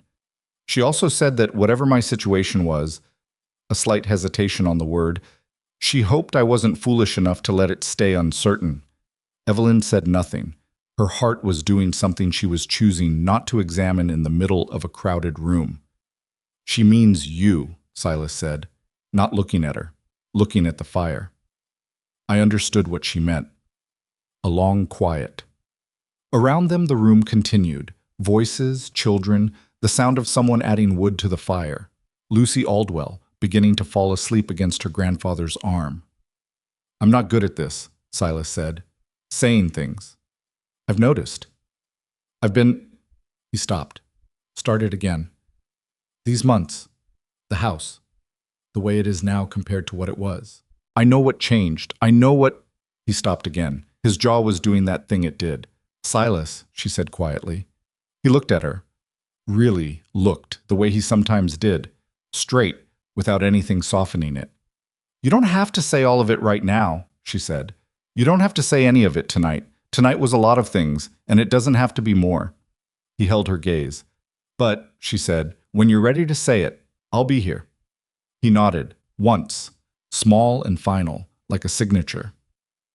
In the corner of the room, Owen had fallen asleep in a chair by the fire, with Lucy Aldwell's blanket pulled half over him. Caleb was sitting at the kitchen table with Thomas Marsh, talking about something. She could hear the low, serious quality of it. Two boys who had been tested today and were processing it the way boys do, by taking apart what happened and putting it back together in words. She looked at all of it. The room, the warmth, the sound of the house that had been silent when she walked into it and was no longer. She had survived the winter. She had survived the spring. She had found what she was building here, and she had fought for it. And tonight the storm had stripped everything back to what was real. And what was real was this room and these people, and the particular weight of belonging somewhere so completely that you could feel it in your bones like weather. She had walked in through a storm once, in the dark, with nowhere to go. She had not yet walked back out. Lenora left on a Thursday morning, 3 days after the storm. She came downstairs with her trunks already loaded, which meant she had asked the ranch hands to do it before the house was awake, which meant she had not wanted an audience for the leaving. Evelyn recognized the maneuver because she had used it herself years ago, when leaving was easier than explaining why. The boys were at breakfast. Owen was eating with his usual absorption in whatever was in front of him. Caleb was reading. He had taken to bringing a book to breakfast, which Evelyn had decided not to address, because at least he was at the table and at least the book was legitimate, and at least it gave him something to do with his hands during the meals that were still, despite everything, slightly formal, in a way that was probably going to take another year to fully dissolve. Lenora stood in the kitchen doorway with her coat on and her traveling hat in her hands and looked at both of them for a moment before she said anything. Owen saw her first. He put down his spoon. "You're going." "I am." She came in and sat down in the chair beside him. Not the chair she'd been using all week, Silas's chair at the head of the table, but the closer one, the one that put her at his level. "I need to get back to Philadelphia. I have things to settle there." "Are you coming back?" Owen asked. He asked it directly, the way he asked everything, with no armor around it. It was both his best quality and the one most likely to break your heart on his behalf. Lenora looked at him. "I think I'd like to, if you'd have me." "You can come for the school opening," he said. "Miss Ev says we might have a real building by fall." Lenora glanced at Evelyn, who was standing at the stove pretending to be occupied with something that didn't require this much attention. "She mentioned that. You could come and see it." "I could." She looked at Caleb, who had not looked up from his book. "Caleb?" He turned a page. "Caleb," she said again, not unkind, just patient. He looked up. His expression was the one he wore when he was feeling more than he intended to show, which Evelyn now recognized the way you recognize weather, the particular quality of the sky before something changed. "I have something for you," Lenora said. She reached into her coat pocket and produced a letter. The envelope was old, yellowed slightly at the edges, the seal already broken and repressed, and she held it out to him across the table. "Your mother wrote this to me 7 years ago, the year before she died. She asked me to give it to Silas when the time seemed right." A pause. "I wasn't sure when that was. I held it longer than I should have. I'm sorry for that." Caleb looked at the envelope, his face that he was working very hard to manage. "She wrote about both of you," Lenora said. "What she wanted for you, who she hoped you'd become. She set it on the table between them. I think it belongs here, with your father." Caleb looked at the letter for another long moment. Then he picked it up, carefully, with both hands, the way you pick up something fragile. He set it beside his plate. Owen was watching his brother. He didn't say anything, which was its own kind of maturity. Lenora stood up. She looked at both boys one last time, with the look of someone taking a photograph in their mind, storing it against future absence. "Your mother was the finest person I ever knew," she said. "It was simple and direct, and she didn't dress it up. And I think she would be very glad about this house right now. I want you to know that." She kissed Owen on the top of his head. Owen let her, which was the Owen version of a significant concession. She put her hand briefly on Caleb's shoulder. He didn't pull away. Then she was gone, and the kitchen had the particular quality of a room after something important has happened in it. Slightly rearranged, the air not quite settled. Owen picked up his spoon and looked at his oats, set the spoon down, picked it up again. "She's not bad," he said finally, "for someone who showed up to take us away." She wasn't trying to take you away, Evelyn said from the stove. She was trying to make sure you were all right. That's the same thing. It isn't, actually. It just looked like it from here. Owen considered this. Still, he said. He picked up his spoon properly this time and ate. Caleb was looking at the letter beside his plate. He didn't touch it again. He finished his breakfast, cleared his plate, picked up the letter with the same careful two-handed grip, and took it down the hallway toward the study. Evelyn heard him knock, heard Silas's voice, heard the door close. She started washing the breakfast dishes and told herself she was not listening for anything. She was absolutely listening for everything. She heard nothing. The study door stayed closed for a long time. Silas came to find her an hour later. She was in the classroom setting up the morning lesson.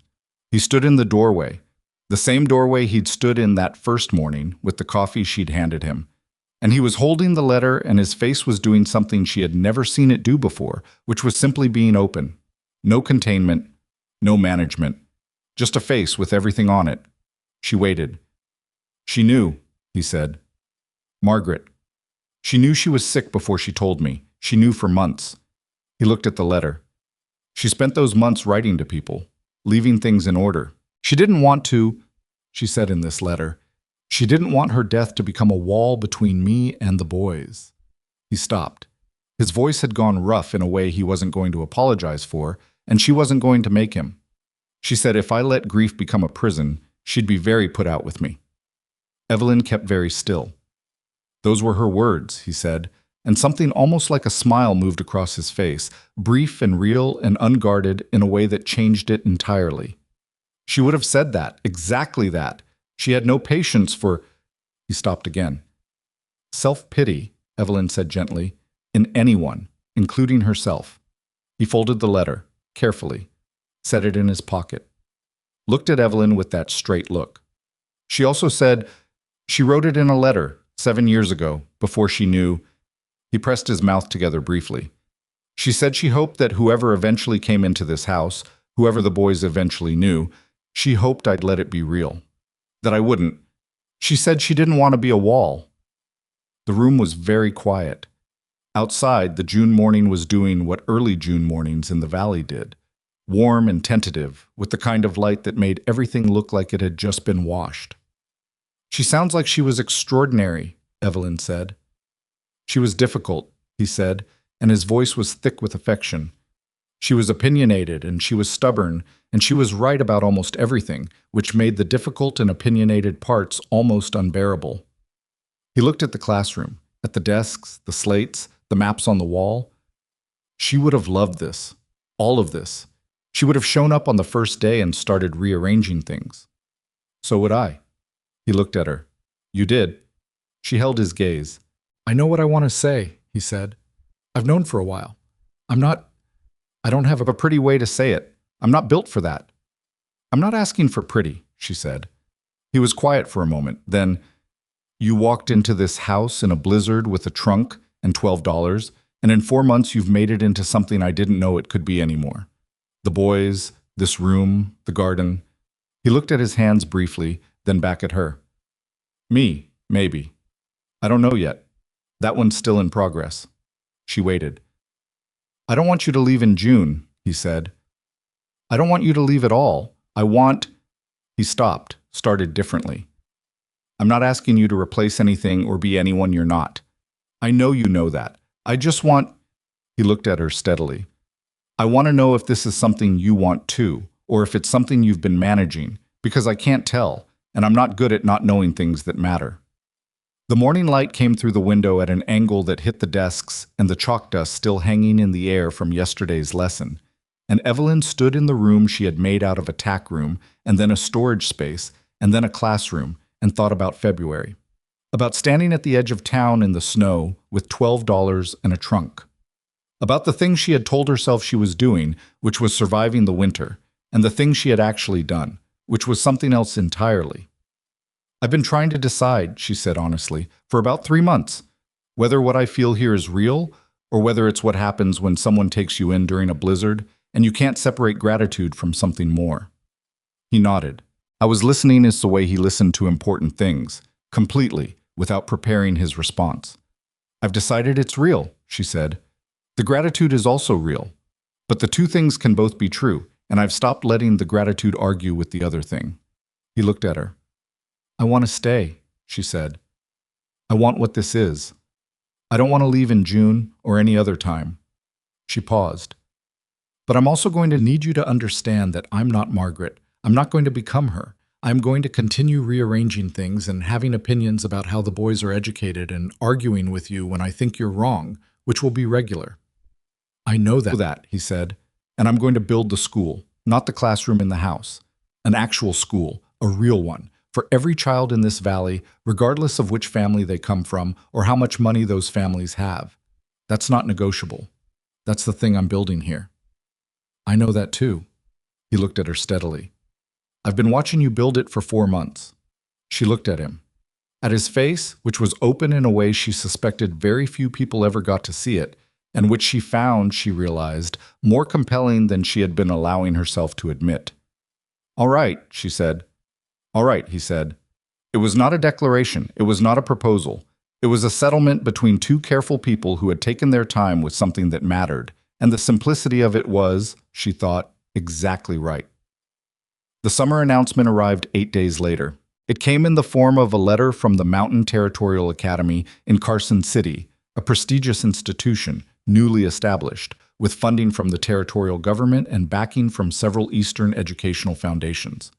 The letter was addressed to Miss Evelyn Mercer and had been forwarded through the Frostwood Crossing post office, which meant someone at the academy had done real work to track her down, which was the first indication that this was not a casual inquiry. She read it at the kitchen table on a Sunday evening while Silas was in the study and the boys were in bed. The offer was extraordinary. Headmistress position, the letter said. First permanent head of a new academy serving the territorial capital. Salary 3 times what she had ever earned in Frostwood Crossing. Private housing on the academy grounds. A staff of 6 to manage. The opportunity, the letter said, to build something that would serve the territory for generations. She read it twice. Then she set it on the table and looked at it. She thought about 22-year-old Evelyn Mercer packing a trunk and coming west because she believed her work would matter. She thought about what she had wanted then. Not just to teach, but to build something, to create something that lasted, to be the kind of woman whose work shaped how children grew up and what they believed was possible. The letter in front of her was the fulfillment of that, the exact shape of what she'd been moving toward for 3 years. She also thought about 19 children in a front room that smelled like chalk and wood smoke, about Owen explaining fractions to a 5-year-old with the patient authority of someone who had recently conquered fractions himself, about Caleb at the board with a mathematics problem complex enough to actually challenge him, the look on his face when the solution resolved, about Jonas Aldwell crouching beside his granddaughter in the firelight saying he didn't know she could draw maps. She sat with the letter for a long time. Silas found her there when he came out of the study for water. He looked at her face first, before the letter, then at the letter. She slid it across to him without saying anything. He read it, which took a while because Silas read everything carefully, and then he set it back in front of her and leaned against the counter and was quiet. That's a significant offer, he said finally. It is. Carson City is 2 days by rail from here. I know. He was quiet. He looked at the window, which showed nothing but the dark beyond, the summer night pressing against the glass. What do you want to do? I want to hear what you think, she said. No, you don't. He said it without heat. You want to hear if I'm going to ask you to stay for my reasons or for yours. Those aren't the same request. She looked at him. He was right, and the accuracy of it was slightly startling even now, even after months of learning how precisely he could read things. I'm not going to influence this, he said. The boys aren't going to influence it. This is your decision, and I won't put my hand on the scale. What if I want you to put your hand on the scale? He looked at her. Then I'd say that this valley needs what you've started here, not the academy, not Carson City. Here, in this specific valley, with these specific families, is where the thing you've been building actually lives. He paused. That's not my hand on the scale. That's just true. You know it's true. She did know. That was the thing she kept coming back to. The letter offered her everything she had imagined wanting. The valley needed everything she was already doing. Those were 2 different problems, and the letter kept trying to present them as the same one. She took the letter to her room and spent 3 nights sleeping very little and thinking very much. The boys didn't know about it. She had decided that deliberately. She wasn't going to let the weight of their faces be part of this, because she needed to make the choice she would make regardless of their faces. If she stayed because she couldn't stand what she'd see in Owen's expression when she told him she was leaving, that wasn't the right reason to stay. She needed to know her own mind, separate from theirs. But on the 3rd night, Caleb knocked on her door. She almost didn't open it because it was late and she wasn't entirely sure of her face at that moment. But she opened it. He was standing in the hallway in his nightclothes, hair unorganized in the way it only was when he'd been asleep and woken up again, which made him look considerably younger than 11 and considerably more like a boy than he usually permitted. "I heard you," he said, "the last few nights, moving around. I didn't think I was being loud." "You weren't. I know the sounds of this house." He looked at her steadily. "There's something wrong." She held his gaze. She thought about lying, decided against it. She had never lied to Caleb, and she wasn't going to start at 11 o'clock on a Tuesday night. "There's an offer," she said, "from a school in Carson City, a good one, an important position."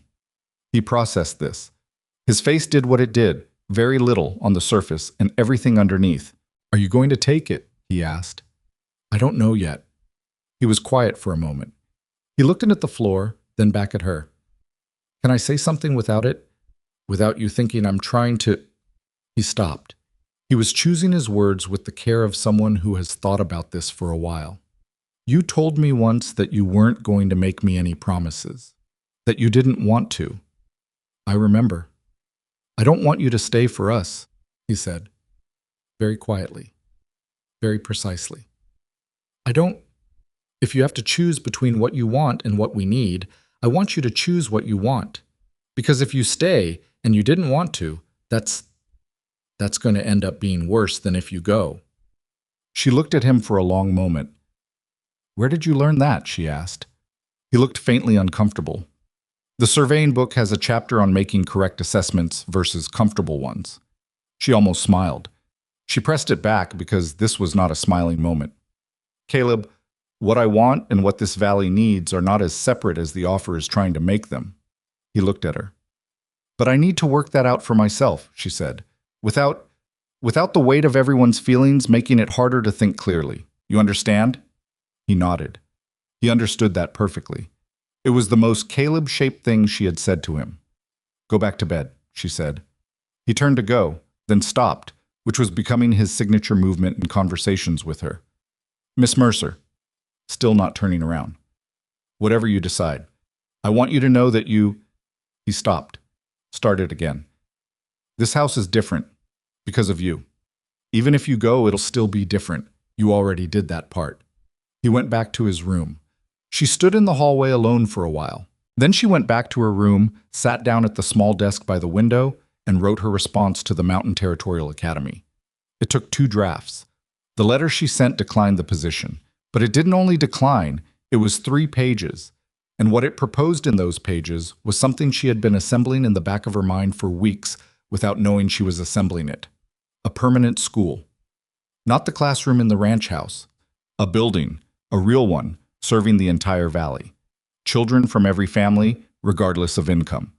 A curriculum that combined the academic with the practical, reading and mathematics and geography alongside ranch management, agriculture, the technical skills that frontier life actually required.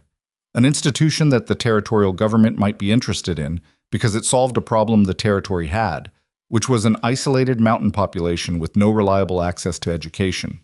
She proposed that the academy consult with her on how such a model might be replicated elsewhere in the territory. She proposed a correspondence, a collaboration. She proposed that the best thing they could do with their funding was not build one more institution in a capital city, but help build 10 schools in the valleys that had nothing. She signed it and sealed it and put it in the Frostwood Crossing post before she could revise herself out of it. Then she stood outside the post office in the June morning and felt a feeling she didn't immediately name, and then named relief. The uncomplicated, physical kind, like putting down something heavy. She walked back to the ranch. Owen was waiting on the porch, which was either coincidence or intelligence gathering, and with Owen it was usually intelligence gathering. He looked at her as she came through the gate with the expression of someone who has been calculating odds. "You look different," he said. "Different how?" "Like you finished something." She came up the porch steps. "I wrote a letter." "To the school in Carson City?" She stopped, looked at him. "You knew." He had the grace to look slightly guilty. "Caleb told me. He didn't want to, but I kept asking, and eventually he always tells me." "That's because you're relentless." "I know." He looked at her carefully. "Are you staying?" She looked at him. At his face, 8 years old, dark-haired, with his mother's eyes and his father's stubbornness, and a quality that was entirely his own, which was this absolute commitment to knowing what was actually true rather than what was comfortable. "I'm staying," she said. He nodded, slowly, like he was absorbing it. "Okay," he said. Then he went inside and she heard him say something to Caleb, and she couldn't hear the words, but she heard the quality of Caleb's response, which was quiet and brief, and then silence, and then the sound of them going back to whatever they'd been doing. No celebration, no fanfare, just Owen and Caleb Whitmore receiving significant information with the composure of two boys who had learned very early not to get ahead of themselves. She stood on the porch alone for a moment. Then she proposed the school. She said it to Silas that evening at supper, not dramatically, not with preamble, just set the 3 pages of her proposal on the table beside his plate when everyone was seated and let him read it while she served. He read it the way he read important things, which was completely and without commentary until he was done. The boys watched him read. Neither of them had been told what it was, but both of them knew something was happening because that was the level of perceptive they operated at. Silas finished reading, set the pages down, looked at Evelyn. "You want to build a school," he said. "On your land, if you'll have it. The south corner pasture, near the road, where the valley families can reach it even in winter if the weather cooperates. A real building, solid enough to last. That pasture isn't being used for anything. I know, I checked." He looked at her for a moment. "Of course you checked." He looked back at the proposal. "You're proposing to write to the territorial government." "I am. And to the academy in Carson City. I think there's funding available if the proposal is serious enough. And I think—" She looked at him. "I think if you offered the land, that would carry weight. Ironwill Ranch has a reputation in this territory." He was quiet. He looked at the proposal again. He looked at his sons. At Owen, who was very clearly trying not to look like he already knew everything. At Caleb, who was looking at the table with the expression of someone doing arithmetic in their head. "The families who've been opposing the school," Silas said. "Aldwell. Aldwell was in this kitchen 3 weeks ago, with his granddaughter falling asleep against his arm," Evelyn said. "I think Aldwell's position has evolved." Something moved at the corner of Silas's mouth. Not quite a smile. The architecture of one. "You think?" "I think if you asked him to contribute labor to a building project, he wouldn't refuse, because then he'd have to explain to Lucy why he didn't help build her school." The almost smile became more definite, and the fact of it, Silas Whitmore's face doing something warm and unguarded at the dinner table with his sons watching, was the kind of thing Evelyn filed away in the part of her memory that kept the things worth keeping. "Caleb," Silas said. Caleb looked up. "What do you think of this?" Caleb looked at the proposal, then at his father, then at Evelyn. He was 12 in 3 weeks. He was already the person he was going to be. "I think," he said carefully, "that the south pasture needs the fence line repaired before you can use it for anything. And I think the building will need to be large enough that you can't do it with ranch hands alone. You'll need to ask people to help." "That's practical," Silas said. "It's also true," Caleb said. "And I think—" He stopped, looked at Evelyn. "I think it should have a name, not just the school, a real name." "What name?" Owen asked, immediately invested. Caleb looked at his plate for a moment, then quietly, "Something for this valley. Not for anyone's family or ranch. Something that belongs to the whole place." Evelyn looked at him. She thought about a boy who had repaired a swing in the dark and carried books up a staircase and told her she'd already done the important part even if she left. She thought about what it cost him to say anything out loud that mattered. "Frostwood Valley School," she said. He looked up. "The valley is what it belongs to," she said. "Not the ranch, not the town, the valley." He held her gaze for a moment. Then he nodded. Once. Final, the way he did things. That works, he said. Owen opened his mouth to say something, looked around the table, apparently decided that whatever he was going to say could wait, and closed it again. It was one of 3 times in Evelyn's recollection that Owen Whitmore had chosen silence over speech. She counted it as a minor historical event. The letter to Jonas Aldwell went out the following week, written jointly by Silas and Evelyn, which was in itself a statement that the Valley would understand without having to be told. Aldwell came to Ironwill Ranch the week after, on a Saturday, with his hat in his hands and a look on his face that was approximately as close to humble as a man like Aldwell was capable of producing. He sat at the kitchen table. He read the proposal. He looked out the window at the south pasture where Silas had already walked out the rough dimensions of the building he planned to start clearing in August. I have a crew, Aldwell said finally. Good men. They worked on the Carson City Courthouse 2 winters back. They know how to put up something solid. That's what we need, Silas said. Aldwell looked at Evelyn. The look was complicated. It had history in it, the months of opposition, and the storm, and the firelight, and Lucy's face, and all of it showed in the particular way he had difficulty meeting her eyes directly before he made himself do it. I was wrong, he said. About the school. About what it was doing. I told you it was giving people ideas that didn't serve them. He looked at his hands.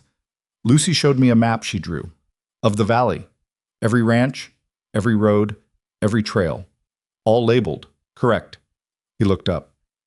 She's 8 years old. She did it from memory. Evelyn said nothing. That's because of you, he said. That's what I'm saying. He stopped. He was not a man built for this kind of speech, and he knew it. I'm saying I was wrong. And I'm saying if you'll let me help build this thing, I want to. We'll let you, Evelyn said. He nodded. He put his hat back on. Stood up. Looked at Silas. That south pasture's going to need the east fence moved out about 30 feet to give you the footprint you want.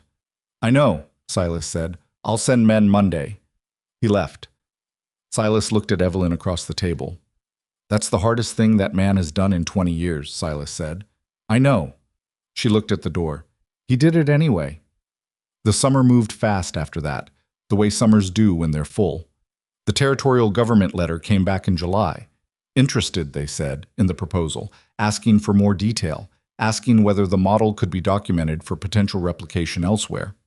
Evelyn spent 3 evenings a week at the kitchen table writing the documentation, and Caleb sat across from her and read drafts and told her with 11-year-old directness when something was unclear, which turned out to be more useful than she expected. The south pasture fence moved. The building materials arrived from the Carson City rail line. The Aldwell crew came on the first Monday of August, 6 men who were professional and efficient and showed up every day for 3 weeks and built the bones of something real in the field beside the road. Other families showed up too. The Petersons came on Saturdays with their older sons. The Reeses sent lumber from their mill. Even families who had stayed carefully neutral all spring, people who hadn't opposed the school but hadn't committed to it either, began appearing on Saturday mornings with food or labor or both, because watching a building go up does something to people, because there is something about construction, about the physical reality of a thing becoming solid and permanent that is very difficult to stand beside without wanting to be part of it. Owen was present for all of it. He carried things and asked questions and developed immediate strong opinions about the placement of every window, opinions he expressed to anyone who would listen and several people who were trying not to. Evelyn let him. He was 8 and it was his school, and he'd earned the opinions. Caleb worked alongside the Aldwell men in the mornings before lessons and did not talk much and produced noticeably good work. And on the 3rd Saturday, one of Aldwell's crew stopped and looked at a section of framing Caleb had helped set and said, to nobody in particular, "That kid's got good hands." Caleb heard it. He didn't react. But Evelyn was watching, and she saw the thing that happened in his posture, the small, real satisfaction of being accurately seen. Silas was everywhere. He managed the construction, the supply deliveries, the coordination with the families who came on weekends, and he did it with the efficiency of a man who had spent his adult life managing large operations. But he also, and this was new, and Evelyn noticed it every time, he also stopped. More than he used to. He stopped and talked to the men working. He stopped and answered Owen's questions with actual patience. He stopped one afternoon and pushed his younger son on the repaired garden swing for 20 minutes while a building was going up in the field because Owen asked him to, and he said yes without calculating what else needed doing. She saw that from the kitchen window. She did not say anything about it. She just noted it, the way she noted all the important things, in the part of her that was still building the understanding of what this place was and what she had become to it. The letter she had been not quite expecting arrived on a Friday at the end of August. It was from the Mountain Territorial Academy, and it was not a counteroffer. It was a formal agreement, a consulting partnership, they called it, in terms that were more respectful than she had dared anticipate. They wanted her expertise on the Valley School model. They wanted quarterly correspondence. They wanted, eventually, to visit. They also enclosed a check that would cover the remainder of the building materials. She stood in the post office holding the check and the letter, and the postmaster, an elderly man named Griggs, who had never had much to say to her but who had been watching the building go up from his window for 3 weeks, said, "Good news?" "Yes," she said. "For the school?" "For the school." He looked at her for a moment. He was 70 if he was a day, with the particular expression of someone who has watched a valley long enough to know what changes in it are real and what are temporary. "My daughter couldn't read when she was 10, he said. "Couldn't find anyone to teach her. She's 43 now and she still can't read well." He looked out his window at the direction of Ironwill Ranch. "That building going up out there, that means something. I want you to know someone told you that." She looked at him. "Thank you." "Don't thank me." He went back to sorting his mail. "Just make sure it opens on time." She walked back to the ranch with the check in her coat pocket and the afternoon sun moving across the valley. And she thought about Harold Pruitt walking into her classroom 5 months ago in his best coat, and about how the particular quality of endings has a way of disguising itself as something final when it is actually something else entirely. She had lost a school in February, and she had, by walking several miles in the dark and knocking on a gate she had no certainty would open, found a way to build a better one.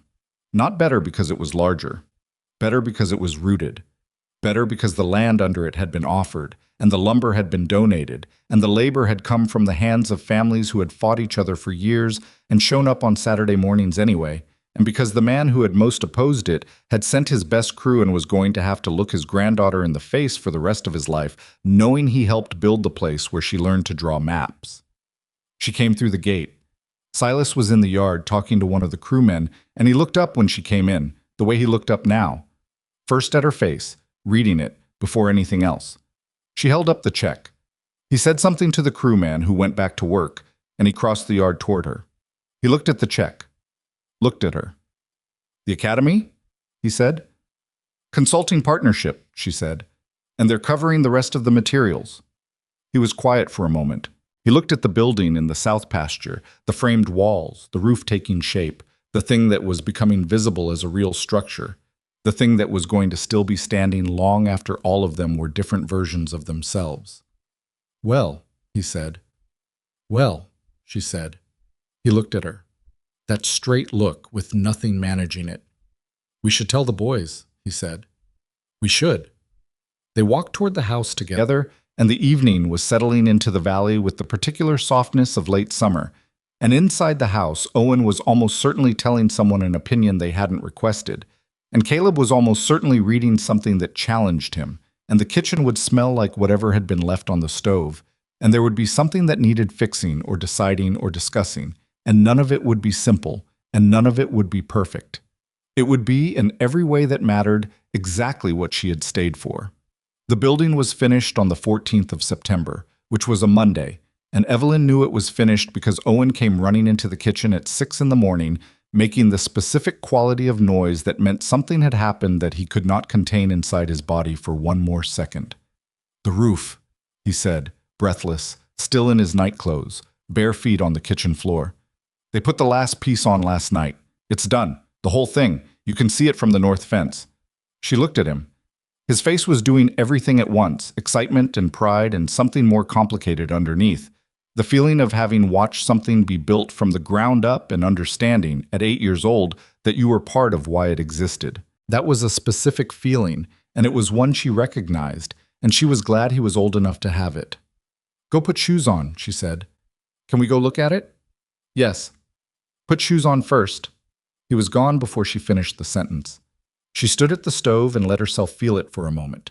The particular satisfaction of something completed that she had not been certain, in February, she would ever be capable of completing again. Harold Pruitt had walked into her classroom and closed it, and she had stood in the snow with $12, and she had walked several miles in the dark.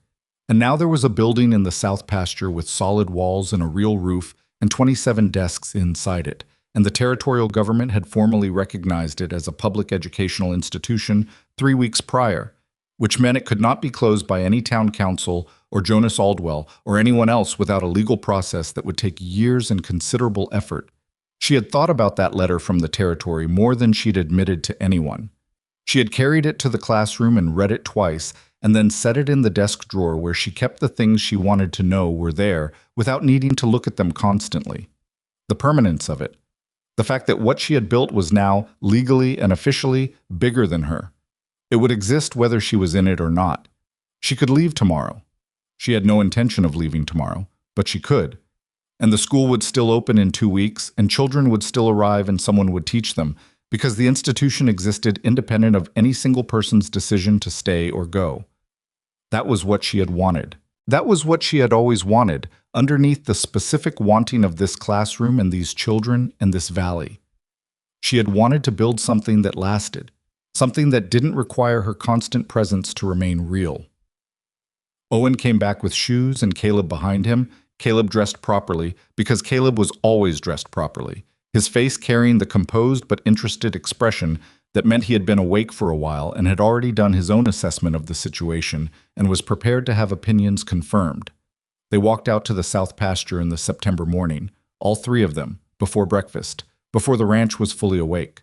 The dew was still heavy on the grass.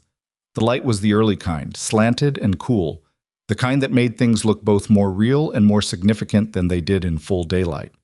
The building stood at the edge of the cleared pasture with the mountains behind it and the road running along its south face. It was not elegant. It was a frontier school built by ranch hands and borrowed crews and Saturday volunteers who were better at cattle than carpentry, and it showed the east wall had a slight lean that Aldwell's foreman had declared structural sound but aesthetically imperfect, and 2 of the window frames didn't quite square, and the front steps were a half-inch uneven in a way that was going to bother Evelyn every single time she walked up them for the rest of her career. It was the most important thing she had ever seen. Owen walked up to it and put his hand flat on the wall, the way you touch something to confirm it's real. He stood there for a moment with his palm against the wood. "Frostwood Valley School," he said, quietly, just to himself, just reading the sign that Caleb had painted 2 days ago. Careful, precise lettering, black on a white board, installed above the door, with a levelness that suggested Caleb had used an actual level and probably checked it 3 times. Caleb stood beside her. He looked at his lettering for a moment. "The second A is slightly off," he said. "It isn't," she said. "It is. Half a degree. Nobody is going to notice that. I'm going to notice it." She looked at him. He was 12 now, had been for 3 weeks.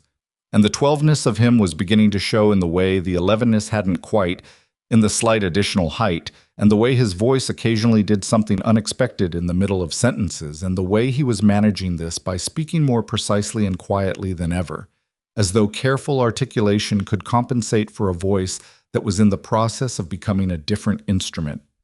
"Caleb," she said, "you built a school sign. That has never not been enough." He looked at the sign.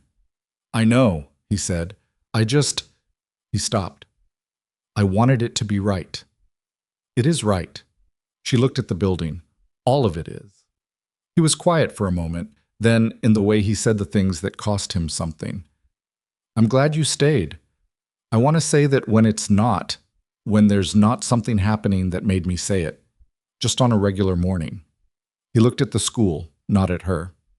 "I'm glad you're here." She didn't say anything for a moment. She looked at the building too, because that was what you did when Caleb said something from the place where his real feelings lived. You didn't make it larger than it was, you just received it. "I'm glad too," she said. Owen had moved around to the side of the building and was examining the window frames and had apparently found something he wanted to report, because he was heading back toward them with the expression of a person carrying important information. They both watched him come. One of the windows opened sideways instead of up, he announced. I know, Evelyn said. It's going to stay that way. Why? Because fixing it would require taking the frame apart, and nobody has time before opening day. What if it rains sideways? Then we'll deal with it. Owen considered this. That seems like something you'd want to fix first. Owen, Caleb said, in the tone of an older brother who has spent 12 years monitoring the boundary between useful input and unnecessary input. The building is done. Let the building be done. Owen looked at his brother, then at the building, then apparently decided that Caleb had a point, and the sideways window could be revisited at a later date. They walked back to breakfast, the three of them, with the school behind them and the morning opening up over the valley, and Evelyn thought, this specific thing. This is what I was building toward and couldn't have named in February if someone had asked me. Not the building. The three of them walking back to breakfast. Silas was in the kitchen when they came in, which he was more often now. He had adjusted his morning schedule sometime in late July, in a way nobody had formally acknowledged, arriving in the kitchen before going out to the range, drinking coffee at the table while the house woke up around him. It was a small adjustment. It was not a small thing. He looked at their faces as they came in and read them correctly, as he read most things. Done? He said. Done, Owen said. Also, one of the windows opened sideways. I know, Silas said. I watched them put it in. I decided to let it go. Owen looked vindicated and then slightly deflated that this was not new information. He sat down at the table and began eating with the focus of a person who has expended significant energy before breakfast. Silas looked at Evelyn. She looked back at him. Neither of them said anything about the school. They had said most of what needed saying over the past weeks, in fragments, in the evenings, in the particular shorthand that develops between people who spend enough time in the same rooms paying attention to the same things. What was left was not words. What was left was September 14th, and a building with a sign that had one letter slightly off, an opening day in 2 weeks, and the territory's formal recognition, and the consulting partnership with the Academy, and 27 desks. What was left was also this. An evening, 2 weeks earlier, when Silas had come in late from the north fence line and found her still at the kitchen table working on the supply inventory, and he had sat down across from her without saying anything, and they had been in the same silence for a while, and eventually he had said, very quietly, the way he said the things he'd been carrying long enough that they needed to come out. When the school opens. When everything's settled. I have something I want to ask you. She had looked up from the inventory.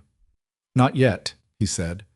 I want to wait until the thing you've been building is finished, until you know it's real and standing without, he paused, without anything else influencing what you decide. She had looked at him for a long moment. Silas, I already know what I'd say. I know, he said, but I want to ask it right. So wait. She had gone back to her inventory. He had stayed at the table. Neither of them had said anything else about it. She had thought about it every day since. The opening of Frostwood Valley School happened on a Tuesday in late September, which was a regular school day and not a ceremony, because Evelyn had decided that the most important thing was not the opening itself but the first lesson, and ceremonies got in the way of first lessons. She told the families this when they asked about whether there would be speeches, and most of them accepted it, and Jonas Aldwell, who had arrived on horseback at 6 in the morning to make sure the east fence gate was unlatched so families could park their wagons, said that a ceremony was a waste of a morning he could otherwise use productively, and that he agreed with her for once. The morning was cold, September cold, not the brutal February cold she associated with her arrival in this valley, but the particular sharp clarity of a mountain September that meant winter was somewhere over the northern ridge getting organized. She stood outside the front door of the school and watched the families arrive. 22 children had registered. By 7:45, 24 were there, including 2 she hadn't been expecting. Children from the far eastern end of the valley, from a family named Ruiz, whose ranch was close to 3 hours out, who had apparently decided sometime in the past week that the distance was manageable. She went to the father, who was standing beside his wagon, looking uncertain about whether he was in the right place. Mr. Ruiz, she said, your children are registered? Not yet, he said. We only heard about it. My wife heard from the Reese family. She sent me this morning, 3 of mine. He gestured at 3 children ranging in age from 6 to 13. standing in a line beside the wagon with the collective expression of children who have been told to behave and are doing their best. "If you have room." "I have room," she said. "Come inside and I'll get their names." He looked at her. He was a man who had spent his life at the edge of things, the edge of the valley, the edge of what was available, the edge of other people's decisions about what frontier children were owed. She could see it in his face, the particular combination of hope and wariness of a person who has been told yes and found it wasn't quite yes before. "It doesn't cost?" he asked. "No," she said. "It doesn't cost." He nodded, slowly, and the wariness moved back slightly, and what replaced it was something quieter and more complicated and entirely human. She registered his children. She registered all 26 of them and stood at the front of the room and looked at the faces and thought, briefly, of 22 students in a room above the dry goods store in February, and of Harold Pruitt walking through the door in his best coat. She did not think about him with anger anymore. She had noticed this sometime in August, that when his name came up or her mind drifted back to that afternoon, the anger had been replaced by something duller and less useful, which was just the fact of it. He had done a thing. The thing had set other things in motion. The motion had arrived here. She was not grateful to him exactly, but she was not interested in spending what she had built in this valley on a feeling about Harold Pruitt. She opened a geography book. She said, "Eyes forward." 26 faces turned toward her. She began. The morning moved the way good mornings in a classroom move, which is in no particular order and at 7 different speeds simultaneously, with moments of clarity that make the whole thing worth it, and stretches of confusion that make you question every choice. The older children helped the younger ones, which they had learned to do in the ranch classroom and brought with them now as a habit. The Ruiz children, whose names were Elena, Marco, and Bea, slotted in with the ease of children who were hungry enough for this, that the newness of it didn't slow them down. Owen was in the front row. He had requested the front row, which Caleb found ridiculous and had said so, and Owen had explained his reasoning at length, and Caleb had stopped listening after approximately 30 seconds, which was his standard response to Owen's extended reasoning. Caleb was in the second row, in the seat beside Thomas Marsh, who was 13 now and had the specific gravity of a boy who had kept 4 children safe in a line shack during a storm and knew it had changed something about how people looked at him. They talked together during the morning break in the way of boys who have established a mutual respect that doesn't require them to explain it. At noon, Evelyn dismissed the children for lunch, and the room emptied into the October air with the particular energy of 26 children who have been sitting still for 3 hours. She stood in the doorway and watched them, and felt something she was going to take a moment to name correctly, because it deserved the right word. Not pride. Pride was too simple. Something closer to rightness. The specific rightness of a thing that has found its place. Like a bone that has been set properly after a break. Something clicking into alignment in a way that the body recognizes before the mind catches up. She was still standing there when she heard the horse. Silas came across from the ranch on the gray horse he rode when he was coming a distance, not the quarter horse he used for range work. He came through the gate and dismounted and tied the horse and walked toward the school building with his hat in his hand, which was the first time she had seen him with his hat in his hand at this hour of the day, and which therefore meant something. The children parted around him the way children part around adults they respect, not exactly avoiding him, just adjusting, aware.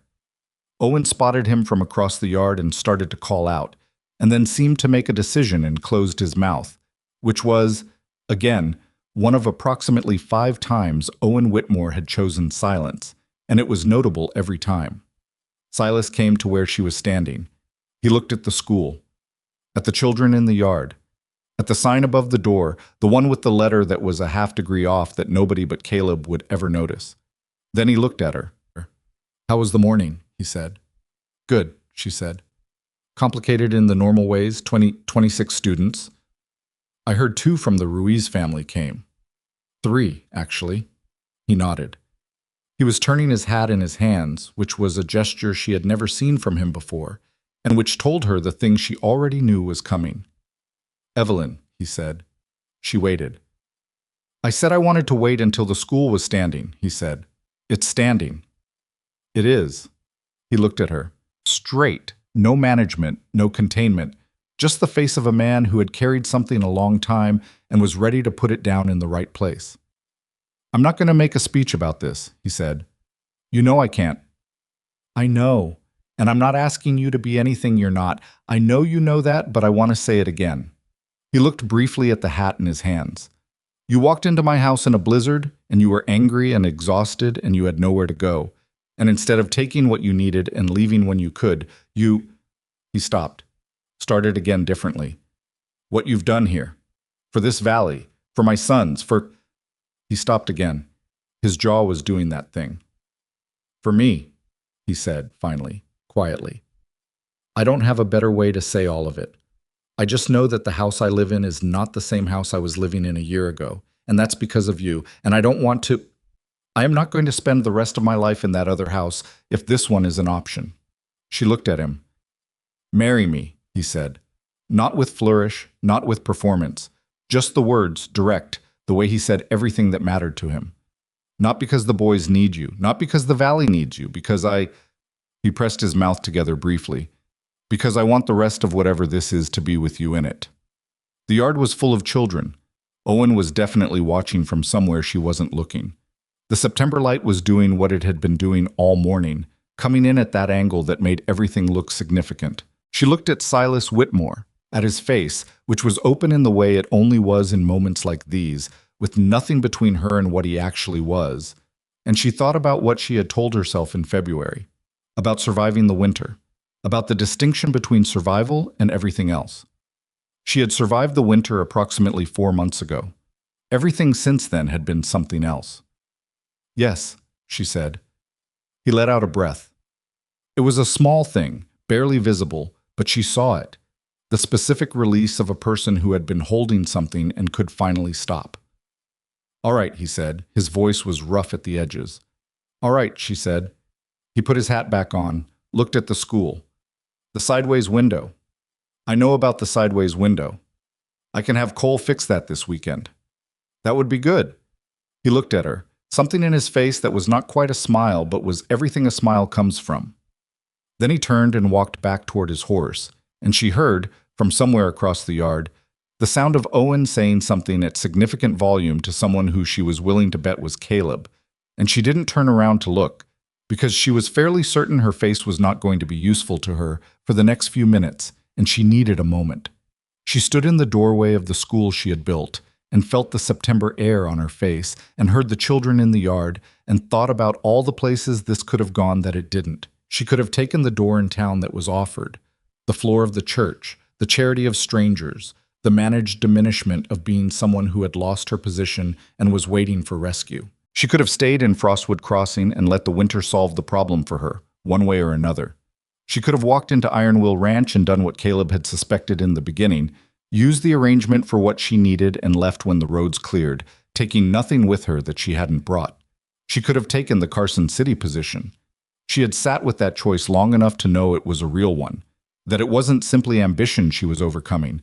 It was a genuine path that would have led somewhere real, just somewhere else. She had not taken any of those paths. She had taken the one that kept requiring her to choose, every day, to stay. And the staying had not been the sacrifice it had looked like from the outside. That was the thing she thought about sometimes. The thing she would want to say to some other woman standing at the edge of some other storm, trying to calculate what she could afford to give up. It wasn't giving up. It was trading a smaller version of what she wanted for the actual thing. Owen appeared beside her. He had the expression of a person exercising extraordinary restraint. "I wasn't listening," he said. "Ed, you absolutely were," she said. "I could only hear some of it." "How much is some?" He thought about it. "Enough," he said. He looked at her. "Did you say yes?" "That's between me and your father." "Miss Ev." She looked at him. His face was 8 years old and entirely incapable of hiding anything. "Yes?" she said. "I said yes." He nodded, slowly, processing it. Then, "Are we going to have to call you something different?" "I don't know yet," she said. "What would you want to call me?" He thought about it with the seriousness he brought to questions that actually mattered to him. "I think," he said carefully, "I'd want to keep calling you Miss Ev, because that's who you are. That's your name to me." She looked at him. Is that all right? He asked. That's exactly all right, she said. He nodded, satisfied, and went back to the yard, and she heard him immediately telling someone, Elena Ruiz, from the sound of the voice responding. The population of the mountain range on the north border, which was apparently something he had read in the geography book this morning, and found significant enough to share with a new acquaintance at lunch. She turned back inside. Caleb was standing at his desk, not eating, not reading, just waiting. He had known she was going to come back in. He had positioned himself so he would be there when she did, which was entirely Caleb. She went to her desk and sat down and looked at him. He looked at her. Owen told me, he said. Owen was listening. Owen is always listening. He looked at the desk between them. I want to say something. Go ahead. I meant what I said in September about being glad you stayed. He paused. He stopped. He was 12, and 12 was an age at which saying the true thing felt like handing someone a weapon. She had known that about him since February.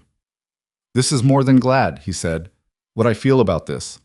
I don't have the right word for it. You don't need the right word, she said. I understand what you mean. He nodded, then quietly, I still don't want you to be her replacement. I know that. He thought about it. You're something else. Something that's just what it is. I don't know if that makes sense. It makes complete sense, she said. He looked at her. I don't think I can call you anything other than Miss Mercer, even after. That's fine. It's not that I don't, Caleb. She held his gaze. You can call me whatever you call me. It doesn't change anything about what this is. He held her gaze for a moment, then nodded. Once. Final. Okay, he said, and went outside. She sat alone in the classroom and looked at 26 desks and thought about the fact that nothing important in life is ever resolved cleanly. That was the thing they didn't tell you.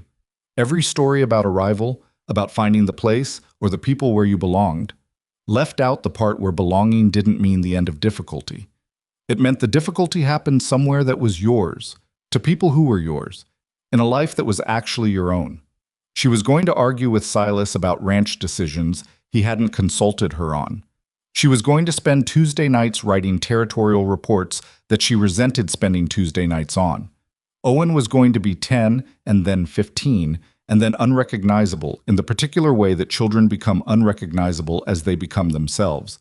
And she was going to have to learn and relearn who he was at each stage without assuming she already knew. Caleb was going to need her to understand things he couldn't say, and she was going to misread him sometimes, and those misreadings were going to matter to him in ways she might not even know. The sideways window was going to be a problem every time it rained sideways for the life of this building. None of it was going to be clean. None of it was going to be the version of this story where everything resolved and everyone became the best version of themselves, and the snow came down prettily in the last scene.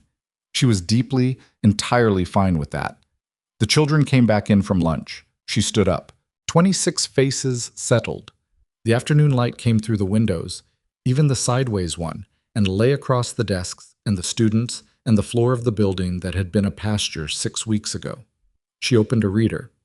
Pages 22 and 23. Elena, would you start? Elena Ruiz, new that morning, first generation of her family to sit in a school building, looked at the page with the expression of someone who was going to do this perfectly and knew it. She read. The weeks that followed had their own texture. October in the valley meant the leaves on the aspens went gold in a way that was genuinely startling if you'd spent the previous year watching the landscape in its winter and spring incarnations and hadn't been prepared for what it could become. Evelyn had not been prepared. She walked to the school every morning in October, and the aspens along the south fence were ridiculous and perfect, and she never stopped noticing them. The school had 31 students by the third week. She hired an assistant, a woman named Ruth Calder, 22, who had done 2 years at a teaching college in Denver before her family's circumstances had brought her west, and who arrived at Ironwill Ranch on a Wednesday with a letter of inquiry and a quality of directness that Evelyn recognized from the inside and responded to immediately. Ruth started the following Monday and took the younger children for their reading hour, which freed Evelyn for the advanced work with the older ones, and the two of them developed a working rhythm inside of 2 weeks that had the quality of something that had been in place for much longer. Lenora came in October, as promised. She arrived by rail and then by hired wagon, and she came bearing things: books from the Eastern publishers, art supplies that were frankly excessive, and a letter from a Philadelphia Women's Foundation that wanted to correspond with Evelyn about the Valley School model. She was there for 4 days, and she spent most of them in the school, sitting in the back with her hands folded and watching. And what Evelyn observed was that Lenora watched differently now than she had in May. In May, she had watched the way someone watches a thing they are evaluating. In October, she watched the way someone watches a thing they are glad exists. On her third evening, she and Silas sat in the study together for 2 hours with the door closed, which was the first time that had happened since her first visit. Evelyn did not ask what was said. She didn't need to.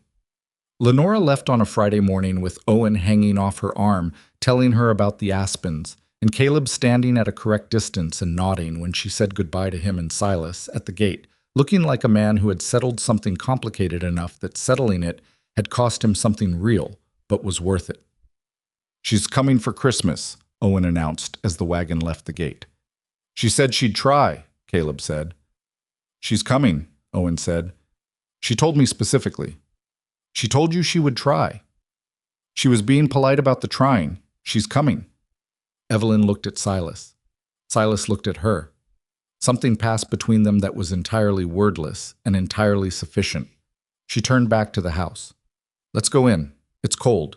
The wedding happened on the 28th of November, which was late enough in the fall that the snow had come and early enough that the roads were still passable if you were determined.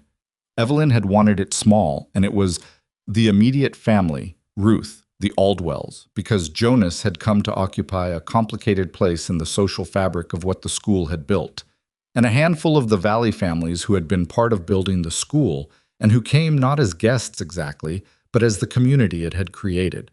It happened in the main room of Ironwill Ranch, not because they couldn't find another venue, but because the main room was where all of it had started. The breakfast table, the makeshift classroom, the fire where Lucy Aldwell had fallen asleep with Owen beside her after the storm. It seemed correct. Silas wore his good coat. He had had it cleaned and pressed, which Evelyn only knew because Owen told her with great seriousness that his father had spent considerable time making sure the coat was right, which was the kind of information Owen provided without understanding that he was providing it. She wore a dress she had bought in October with the first wages she had formerly drawn from the school's territorial stipend. It was blue, a specific shade of blue that was not trying to be anything other than what it was. Ruth had helped her put her hair up. Owen had opinions about the hair which he expressed until Caleb physically redirected him out of the room. The ceremony was performed by Judge Harlan Frost, who had ridden out from the county seat specifically because Silas had asked him and because the judge had a daughter in the school and considered that sufficient reason to make the trip. It was brief and direct and without sentiment that hadn't been earned, which was the right kind for the two people standing in it. Silas said his part, looking at her with the steady directness she had come to understand was his version of complete openness, the most exposed he was capable of being, which was more than most people managed even when they were trying. She said hers, looking back at him the same way. When it was done, Owen said finally, under his breath, not quietly enough. And Caleb stepped on his foot, and the room laughed, and that was the texture of it. Not perfect, not cinematic, just real and warm and full of the people they had built this life with. Lenora was there. She had come from Philadelphia 2 days early because Owen had apparently written her a letter in his own hand requesting her presence specifically. And she had arrived on a Wednesday with her trunks and her composure and a look on her face when she saw the school building for the second time that was different from the first, private and complete. She sat beside Caleb during the ceremony. At some point, Evelyn noticed, Caleb's hand had moved to the armrest between their chairs, and Lenora's hand had moved to cover it, and Caleb had not pulled away, and neither of them was looking at each other or acknowledging it, just two people sitting in the same room with the same absence, finding, without making a production of it, that they could carry it together. She saw that and looked away and did not mention it to anyone. After the ceremony, the table was full and loud, and the kind of warm that a November room gets when there are enough people in it who are genuinely glad to be there. Jonas Aldwell sat at the far end and ate with the appetite of a man who had done real work this fall and felt entitled to a good meal. Ruth talked with the Rui's father about whether his children might be ready for more advanced reading material. Owen circulated through every conversation in the room, contributing information whether asked or not, and Caleb followed at a fixed distance, providing occasional corrections which Owen accepted with the resignation of long practice. At some point in the evening, Silas appeared beside her in the way he had of appearing, quietly, without announcing himself, just suddenly present in her peripheral vision. "All right," he said. She looked at the room, at all of it, the people and the noise and the children and the family that had started with a blizzard and a desperate decision and a front door opened in the dark. "Yes," she said. He stood beside her and looked at it too. "I want to tell you something," he said. "And then I'm not going to say it again because I'm not built for repeating things, so I need you to hold on to it." She looked at him. "You walked in here and you didn't wait for permission," he said. "You didn't ask if you were allowed to build something. You just—" He stopped. "You just built it. I don't think I understood what that looked like until I was watching it happen." He looked at the room. "I've been thinking since February about what this house was before and what it is now, and the difference isn't the school or the garden or—" He stopped again. "The difference is that someone in it decided to stop managing the distance and just be here. Fully here. And everything else followed from that." She looked at him for a long moment. "I'm going to hold on to that," she said. He nodded. Then, because he was Silas Whitmore, and this was the limit of extended speech for one evening, he went back to the table and refilled his plate, and she stood for another moment in the space he'd left and let herself feel the full weight of what had been built here and what it had cost and what it was worth. Everything. It was worth everything. Years later, when travelers came through Frostwood Crossing and asked about the school at the southern edge of the valley, the locals would tell them it had been there a long time and that the valley had been different before it. They would tell them about the woman who ran it, who had started it out of a borrowed room in a cattle ranch and had somehow convinced a territory and a county and a set of families who had spent years opposing each other to build a thing together. They would mention the rescue in the storm because stories need their dramatic moments, and that one was earned. They would mention the sign above the door, still the original, the lettering slightly imperfect in one place, which everyone in the valley knew and which the school's head teacher had refused to replace for reasons she declined to explain. What they wouldn't mention, because they didn't know it, or because it had become so much a part of the landscape that it no longer seemed like information, was the night in February of 1889 when a woman with $12 in a trunk had walked several miles in a blizzard to knock on a gate she wasn't sure would open, or the fact that it had opened, or what had grown from that in the years that followed, not despite the difficulty, not in spite of the imperfect people involved in the opposition and the grief and the cold and all the ways it could have gone otherwise. Because of all of it, every hard and honest piece of it. Some things don't happen to you. Some things happen because at the worst moment, when the roads are closed and the cold is real and every door has shut, you make the decision to walk toward the one light you can see and knock. What happens after that is the story. This was hers.